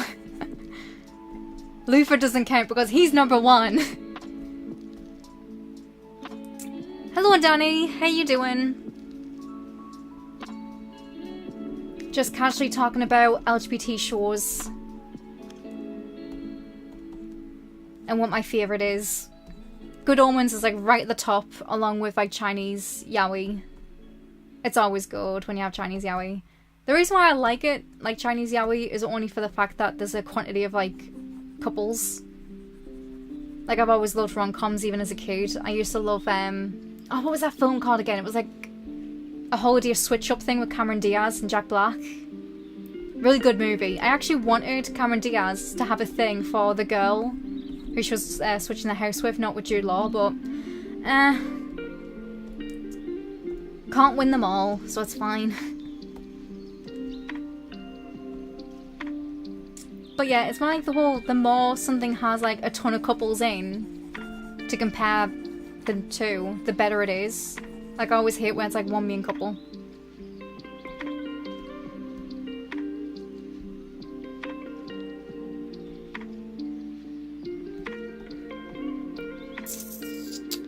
How long I've been streaming for? 1 hour 33. I've only got half an hour? Fuck. I am so heckin' slow. Oh well. But this was actually a fun stream. I might do this from like now on YouTube. I didn't know that YouTube you can actually download your videos. I was like, what? I was like, why did I waste me time on Twitch? I could just start posting on here instead. So yeah, I'm no longer friends with Twitch. I am now on YouTube to stream and chat and talk and blah blah blah.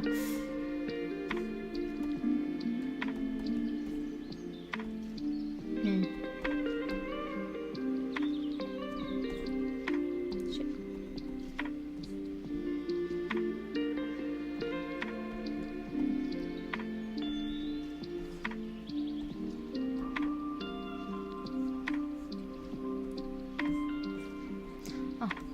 I was like, why is that not dark? It's because I haven't cooled it in. Yeah, I'm gonna have to like fix this with all the painting. So I'm gonna have to quickly do this, faff around, and then...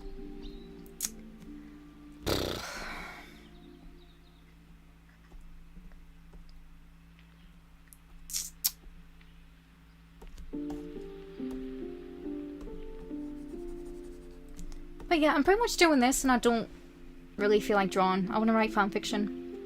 I don't know why, but every time I draw something, that's when I feel like being in the mood to do fanfiction instead. I'm like, why is that? What is wrong with me? And then when I draw fanfiction, I'm like, write fanfiction. I'm like, but I have so many projects on the side. It's like I'm productive, so I want to do like 20 million things at once. It's like, oh my god, I can do anything. I woke up in the morning, I chose, like, you know, life. Which is really freaking annoying. So I'm like, I can draw all of this, I can write all of this, I can make an animation if I want to. I can post a video on YouTube and have a lot of people talking to us. It's a good thing that I'm not used to having lots of people on like Twitch or anything or talking. I'm so used to it.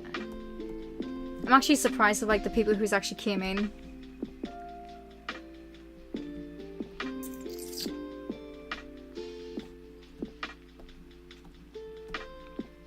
Because people online's always like, oh, if you go have like do a stream or anything like that, like don't get your expectations high. You're not gonna have like thousands of people like watching your stream. And I'm like, yeah, I know. The truth is I have like really low expectations. So when people actually come on the stream and start talking, like it's a surprise with itself. I'm like, oh, that's so sweet. People actually came.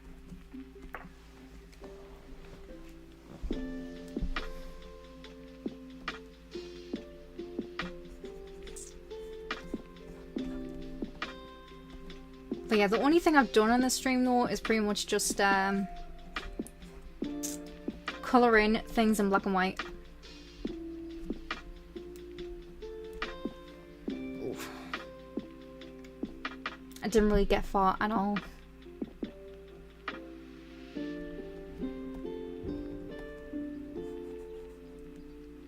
But yeah, the reason why I haven't posted any videos online, like in case anyone's here to like want to know, I was playing Animal Crossing on Switch. Yeah, like I spent so long using my sister's Switch and I was like, I need to get my own game. So I did, and then I just stopped playing. The irony, it burns, I swear. My sister was like so pissed. I was like, shit. But it's the fact that we were just so obsessed with the game. Like, I didn't see that coming. But yeah, I'm kind of mixed with like current Animal Crossing because like me island's a mess. I have so many characters there that really piss me off and I hate them, but I can't get rid of them. And when I quickly get rid of one camper, they're still there packing up to leave. And there's someone in the tent. And I have to quickly fill up the space before that tent person moves in.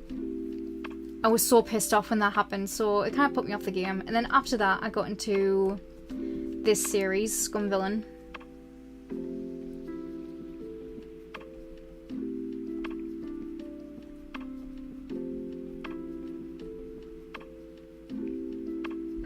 Oh my god, looks exactly like him.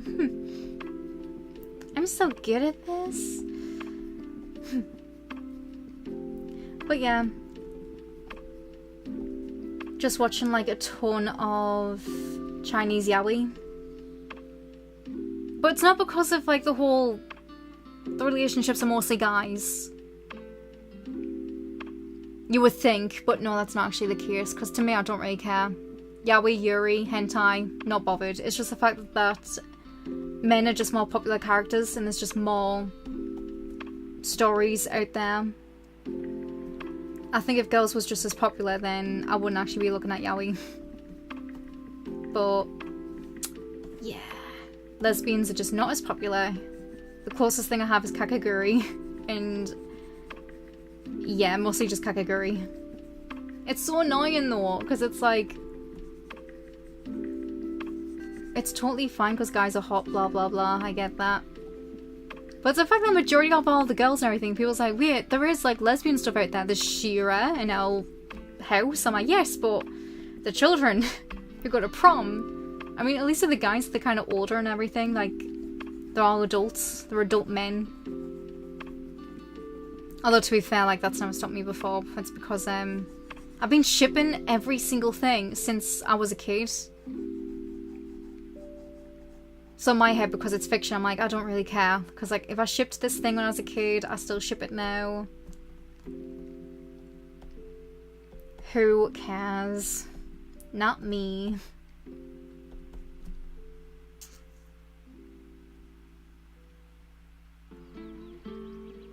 But if there was content out there for like people who's older, then I would jump on it. That's the whole point.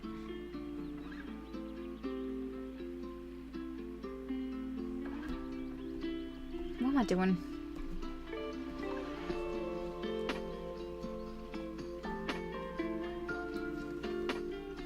But yeah. I mean, as a kid, speaking of shipping, I used to watch Danny Phantom. And because I was 14 at the time, I shipped Danny with Vlad Plasmius, who was like 40. And I was like, oh my god, that's hot. Sugar daddy, nice. But I mean, so when I look back on the ship now, I'm like,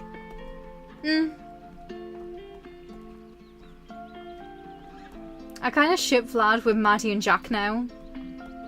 And I just shipped Danny with, oh, what's her name again? Valerie. The hunter lass who was like hunting ghosts and she hated Fenton. No, she hated Phantom, but she loved Fenton. And she was like, I have to break up with my boyfriend because I'm a hunter and I don't want to ruin the relationship. And she did it to protect him. And I was like, oh, I love them two. Them two were a superior couple. I hated Sam. Sam fucking sucked. I didn't like Sam at all.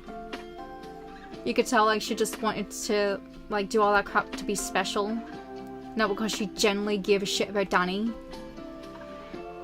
Like she always made everything, like all of his problems about her. Like Danny would talk about himself, but then she would like try to give him advice, but then she would say, oh, I just want them to accept me for how I am. And even Tucker would call her out on it and say, you're projecting onto Danny. And the thing is, she was rich. And she only became a goth and everything just to like be like a pick-me girl. So as a kid, I used to think like Sam was like a cruel, badass bitch who was like a goth, you know, queen and everything. But now as an adult, I'm thinking, oh my god, I really hate Sam. Like, she would always like think she was better than all the other characters just because all the other characters were like girly. I don't know, I just really didn't fucking like her. And then the fact that when Danny actually stopped being Phantom and he was happy about it, he was like, hey, Vlad Plasmius is doing something suspicious by being Mia, but I'm gonna let him crack on. I don't care. He can do what he wants. I give up. I'm gonna be a normal 16-year-old boy living my life. And then Sam and Tucker was making it about them. They're like, oh my god, you're not special anymore. We don't like you. You have to be Phantom because reasons. Like, they fucking sucked. I hated them. But Tucker was best boy, though, when he could be.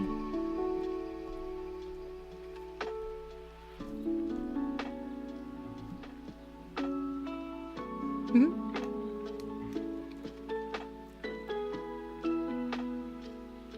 If I can't find good Yuri, then I'll make it myself. Good words to live by. Like, I really need to do that. I'm working on it. I'm not working on it. I am basically doing a concept. I'm trying really hard to do this, but I'm gonna quickly show you guys because like it's something I wanted to do. That's the reason why it's taken me so long to like get shit done. If I can quickly open it up. Like I'm doing fan art of like Scum Villain right now, but I really, really, really do want to work on this as well because like it's just something I just wanted to do for a while. So there it is. Just got to see if I can quickly post it up.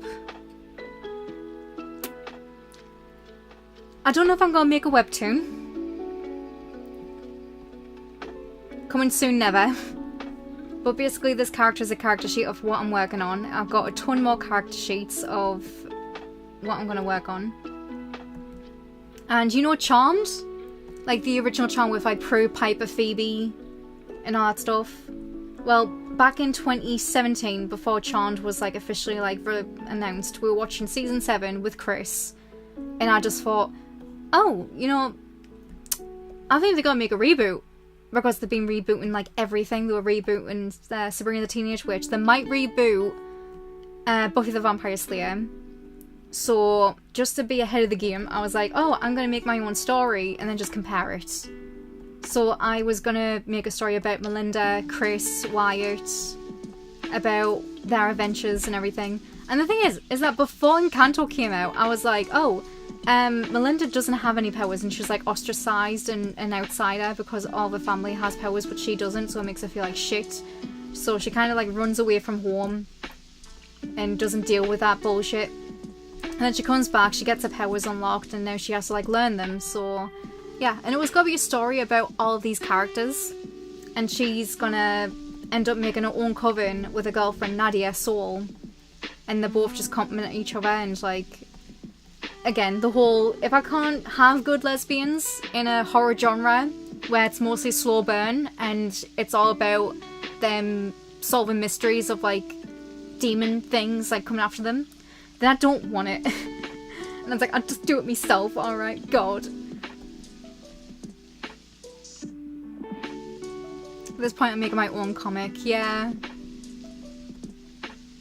I keep saying I'm gonna make my own comic, but again, I've said this since 2017, and the only thing I've done is a character sheet. Because I didn't know how I was gonna do it, and I was like, oh, I figured it out. I'm going to, multitasking like an idiot. I'm going to try to, you know what I'm doing here now, like with like all this art stuff? Do something like this, and then just have a block of text. And just write a novel instead. Like Scumvillain. Because I was like, oh, that worked for them. Because Valinsky? She's like the artist who does like the artwork of Scumvillain, and her stuff is so amazing. She also does the AU for the Percy Jackson thing with Nico and Jason. And I thought, oh, I could just like use that idea of like creating artworks. So at least that way I can get like the whole vibe story that I'm trying to go for, and then just write the whole thing. So that way I'm doing less work. And people online was like, oh, it won't be as popular, but I was like, I'm not expecting it to be popular. It's basically a fanfiction of Charmed. Like, I'm not expecting like anything great from this. And I think if I do actually want to get people to read it, I'm going to have to advertise it on YouTube. So here, first advertisement, I'm working in a Charm series, come watch it, I mean read it, and then blah.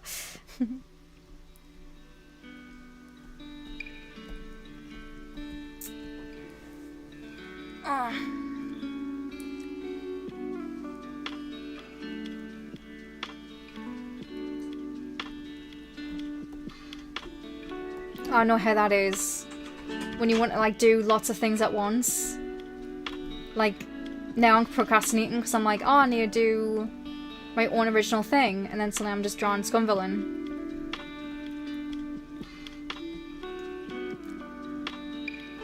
And I'm just sitting there thinking, I need to do my own comic. And then my brain is like, no, scum rot, alright? God.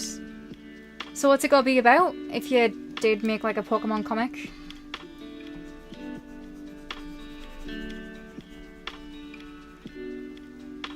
Would it be like a Jaden Animations where you would play like a Pokemon game and then just base the whole experience on that, or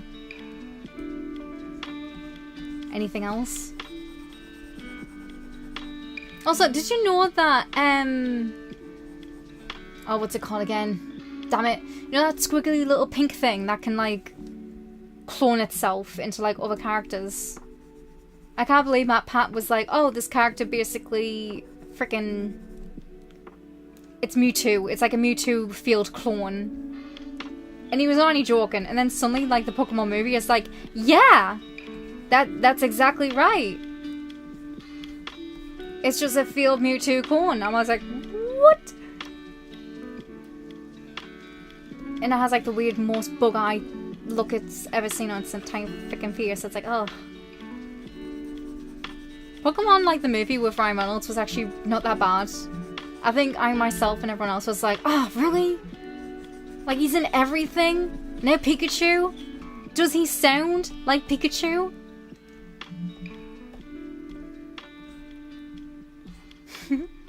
But then we actually watched the movie, we're like, that's actually... It was surprisingly not that bad. It was actually really good.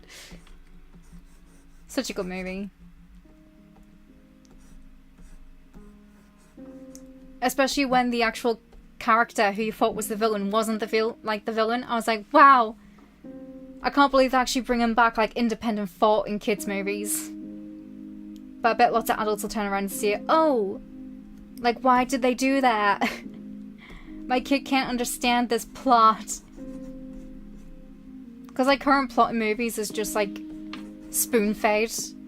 Which is why I'm watching, like, Chinese dramas and Korean dramas and Japanese stuff. Because it's, like, you have to use your brain to think. And it's like, oh, this is so great. Like, I love being fed really good food. But then you have, like, Western stuff that's like, oh, yeah, we're going to treat you like the Scarecrow from, like, Wizard of Oz. Oh, wait, shit. What time is it?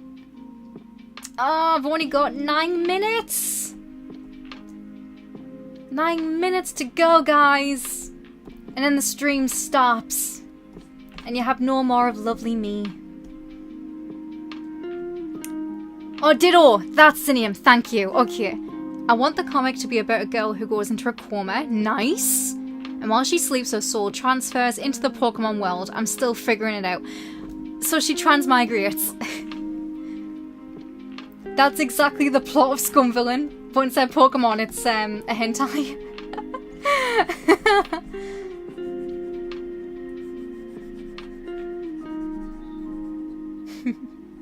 I'm kidding, I'm kidding. It sounds amazing.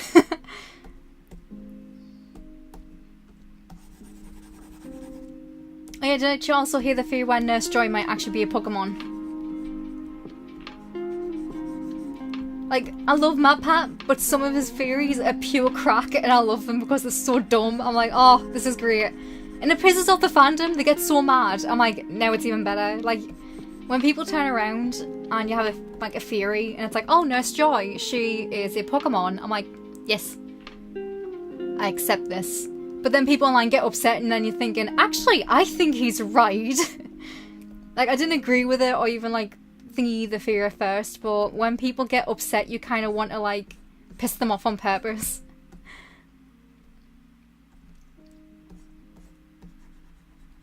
Because you kind of want to turn around and see, here, I actually did think that is, like, Nurse Joy being a Pokemon was reaching, but now that people look really pissed off about it, I really want to, like, talk about it and say, like, he's right.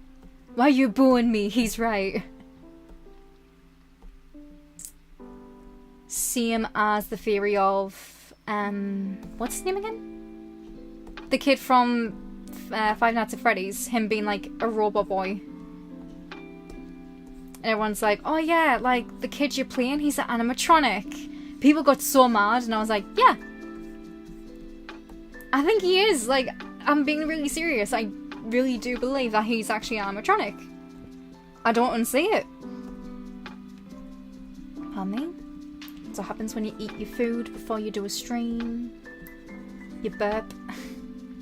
I'm so rude. Sorry, guys. How long do I have?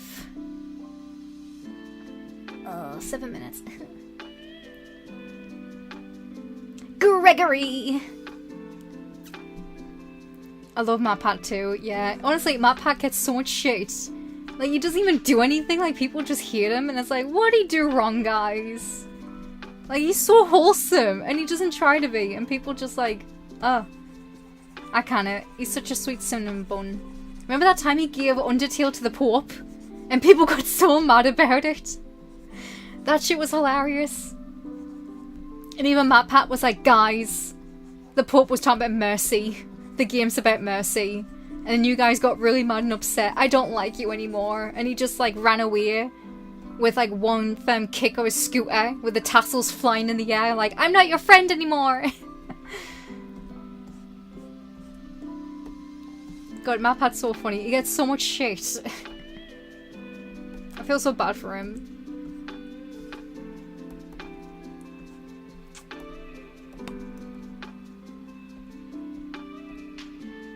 What's the fact that he's still doing theories now? Because, like, he's a dad. He's got wrinkles on his head. He's so old. I'm like, oh my god.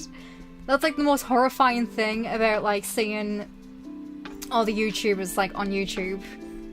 Especially the faces when you see, like, how they age and how they look different. Like, they are aging like fine wine, but good god, does it kill me. I'm like, oh my god. Like, I was in school when I was watching them. And now I've literally, like, a grown-ass adult, like, with a job. And it's like, ah, I feel so old. This sucks. I wish I could be one of those YouTubers who can, like, survive being on YouTube and make, like, a career out of it. and get money so I don't have to go to work ever again in my entire life. So hit that subscribe button, guys! I don't want to go to work anymore. I'm fucking sick.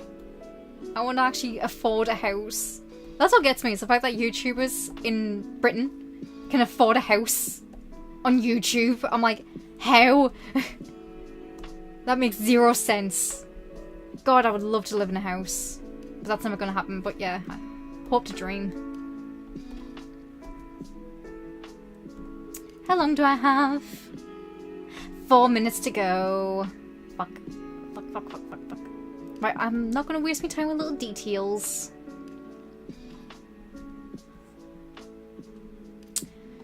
Okay. I'm just gonna close that. And close that. Oh, the sketch versus the final. Oh, look how cute he looks. Actually, I think his skin is a bit too white. I just realised that. I'm gonna have to fix that up a bit. Need to make his claws white too. This is why you do everything in grayscale. The more you know. But yeah, I really do recommend Scum Villain.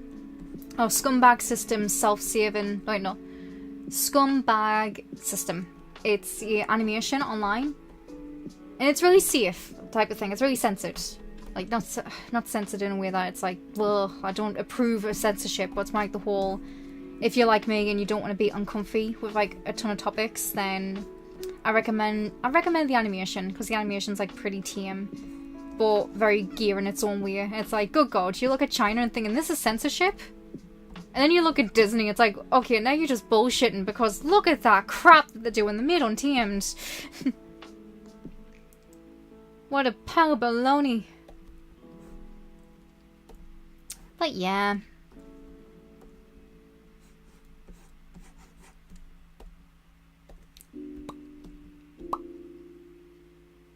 His theories are on crack.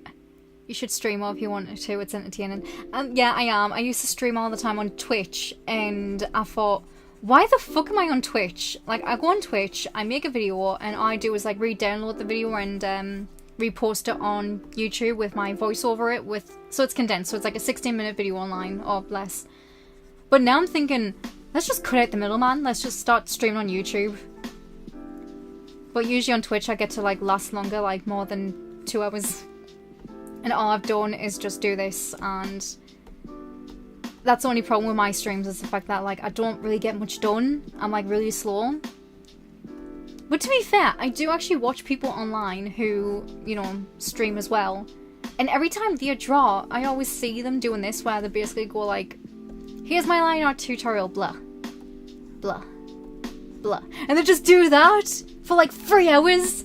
And I'm like, what the frick? And then suddenly you blink and you miss it, and they're done a final illustration. And then there's just me who's like, I'm still in the black and white phase. I'm nowhere near done.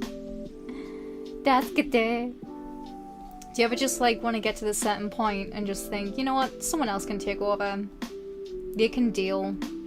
I'm done. Right. How long do I have? 1 more minute. Shit! I think that's the best I can do. You can see me little drive is like really full right there.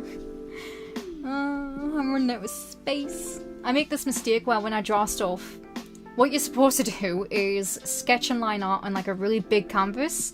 When you start colouring in, that's when you change the resolution. I don't. Only cowards change the resolution, but that's why I have so much space right there. I need to delete some stuff on my like laptop though, but I just really like having a big canvas. I can see things. Okay, so I'm gonna copy that. Hopefully me sign won't frickin' crash. It's done that twice a day. It's crashed. And I wanted to cry because I was like, oh no. Why does it keep bugging out?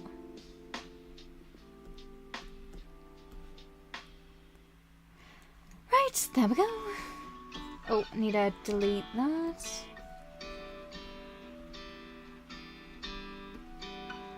I feel bad because I'm like, oh, chat this. Because, like, I think people online have, like, dual freaking monitors, so they have, like, the chat on the side where they can read it.